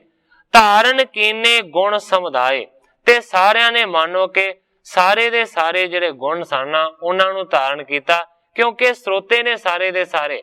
ਉਹਨਾਂ ਨੇ ਆਣ ਕੇ ਅਰਜ਼ ਵੀ ਇਹੀ ਕੀਤੀ ਸੀ ਕਿ ਸੱਚੇ ਪਾਤਸ਼ਾਹ ਸਮਝ ਨਹੀਂ ਲੱਗਦੀ, ਮਨ ਨਹੀਂ ਟਿਕਦਾ, ਤੇ ਸਤਿਗੁਰਾਂ ਨੇ ਇਸੇ ਕਰਕੇ ਸਾਰਾ ਵਿਸਥਾਰ ਕਰਕੇ ਦੱਸਿਆ ਸੀ ਕਿ ਜੇਕਰ ਇਹਨਾਂ ਗੁਣਾਂ ਦੇ ਧਾਰਨੀ ਹੋਵੋਗੇ ਤਾਂ ਤੁਹਾਡੇ ਹੱਥ ਪੱਲੇ ਕੁਝ ਲੱਗੇਗਾ। ਇਸ ਕਰਕੇ ਗ੍ਰੰਥਾਕਾਰ ਭਾਈ ਸੰਤੋਖ ਸਿੰਘ ਜੀ ਦੱਸਦੇ ਨੇ ਕਿ ਜਦੋਂ ਸ੍ਰੀ ਮੁਖ ਤੋਂ ਸਤਿਗੁਰਾਂ ਨੇ ਇਹ ਸਾਰਾ ਕੁਝ ਬਿਆਨ ਕੀਤਾ, ਸਾਰੇ ਦੇ ਸਾਰੇ ਸੁਣ ਕੇ ਪ੍ਰਸੰਨ ਹੋਏ ਨੇ, ਤੇ ਫਿਰ ਸਾਰਿਆਂ ਨੇ ਉਹਨਾਂ ਗੁਣਾਂ ਨੂੰ ਧਾਰਨ ਕੀਤਾ ਜਿਹੜੇ ਗੁਣ ਉਹਨਾਂ ਦੇ ਵਿੱਚ ਮੌਜੂਦ ਨਹੀਂ ਸਨ। ਹੁਣ ਸਤਿਗੁਰੂ ਜਗਜੀਤ ਸਿੰਘ ਸੱਚੇ ਪਾਤਸ਼ਾਹ ਜੀ ਦੇ ਚਰਨਾਂ ਦੇ ਵਿੱਚ ਮੈਂ ਇਹ ਬੇਨਤੀ ਕਰਦਾ ਹਾਂ ਕਿ ਸਤਿਗੁਰੂ ਜੀ ਮੇਰੇ ਤੇ ਕਰਨ ਕਿਰਪਾ, ਜਿਹੜੇ ਗੁਣ ਮੇਰੇ ਵਿੱਚ ਮੌਜੂਦ ਨਹੀਂ ਹਨ ਉਹ ਗੁਣ ਮੇਰੇ ਵਿੱਚ ਹੋ ਸਕਣ, ਤਾਂ ਕਿ ਮੇਰੇ ਕਹਿਣ ਦਾ ਅਸਰ ਬਣ ਸਕੇ। ਔਰ ਮੈਂ ਤੁਹਾਡੇ ਵੱਲੋਂ ਵੀ ਸਤਿਗੁਰਾਂ ਦੇ ਚਰਨਾਂ ਦੇ ਵਿੱਚ ਇਹ ਬੇਨਤੀ ਕਰਦਾ ਹਾਂ ਕਿ ਸਰੋਤਿਆਂ ਦੇ ਮਨ ਦੇ ਵਿੱਚ ਵੀ ਐਸੇ ਗੁਣ ਸਾਰੇ ਦੇ ਸਾਰੇ ਹੋਣ, ਕਹਿਣ ਤੇ ਸੁਣਨ ਦੀ ਜਿਹੜੀ ਗੱਲ ਹੈ ਨਾ, ਤਾਂ ਕਿ ਸਫਲ ਹੋ ਸਕੇ। ਔਰ ਮੈਂ ਵੀ ਸਤਿਗੁਰਾਂ ਦੇ ਚਰਨਾਂ ਦੇ ਵਿੱਚ ਅਰਦਾਸ ਕਰਦਾ, ਤੁਸੀਂ ਵੀ ਕਰੋ ਕਿ ਇਹਨਾਂ ਗੁਣਾਂ ਦੇ ਅਸੀਂ ਧਾਰਨੀ ਬਣ ਸਕੀਏ। ਸੋ ਸਾਧ ਸੰਗਤ ਜੀ, ਸਮੇਂ ਦੀ ਸਮਾਪਤੀ ਹੈ। ਅੱਜ ਇੰਨੀਆਂ ਹੀ ਅਰਜ਼ਾਂ ਕਰਦਾ ਹੋਇਆ ਮੈਂ ਇੱਥੇ ਕਥਾ ਨੂੰ ਵਿਸਰਾਮ ਦਿੰਦਾ ਹਾਂ, ਕਿਉਂਕਿ ਸਮੇਂ ਦੀ ਸਮਾਪਤੀ ਹੋ ਚੁੱਕੀ ਹੈ। ਕੱਲ ਨੂੰ ਗ੍ਰੰਥਾਕਾਰ ਭਾਈ ਸੰਤੋਖ ਸਿੰਘ ਜੀ ਜਿਸ ਤਰੀਕੇ ਦੇ ਨਾਲ ਇਸ ਅਗਲੀ ਕਥਾ ਨੂੰ ਅੱਗੇ ਬਿਆਨ ਕਰਨਗੇ, ਮੈਂ ਉਸੇ ਤਰ੍ਹਾਂ ਸਾਧ ਸੰਗਤ ਦੇ ਸਨਮੁਖ ਅਰਜ਼ ਕਰਾਂਗਾ। ਅੱਗੇ ਜੋ ਸਤਿਗੁਰੂ ਸੱਚੇ ਪਾਤਸ਼ਾਹ ਜੀ ਦੀ ਰਜ਼ਾ ਹੋਵੇਗੀ ਉਸੇ ਤਰ੍ਹਾਂ ਵਰਤੇਗੀ। ਅੱਜ ਇੰਨੀਆਂ ਹੀ ਅਰਜ਼ਾਂ ਕਰਦਾ ਹੋਇਆ ਮੈਂ ਇੱਥੇ ਹੀ ਕਥਾ ਨੂੰ ਵਿਸਰਾਮ ਦੇ ਕੇ ਸਾਰੀ ਸਾਧ ਸੰਗਤ ਤੋਂ ਖਿਮਾ ਦਾ ਜਾਚਕਾਂ। हे अच्युत हे पार ब्रह्म अविनाशी अगनास, हे पूरन हे सर्ब मैं दुख पंजन गुणतास, हे संगी हे निरंकार, हे निर्गुण सब टेक, हे गोविंद हे गुण निदान, जाकै सदा विवेक, हे अपरंपर हर हरे है पी हो अनहार, हे संतः कै सदा संग ने धारा आधार, हे ठाकुर हो दास रो मैं निर्गुण गुण नहीं कोय, नानक दीजै नाम दान, राखो हिय परोय। याही कुल ते प्रगट होय, ताही कुल को नाम। पुन द्वादश गुरिंड कौ, मेरी है प्रणाम।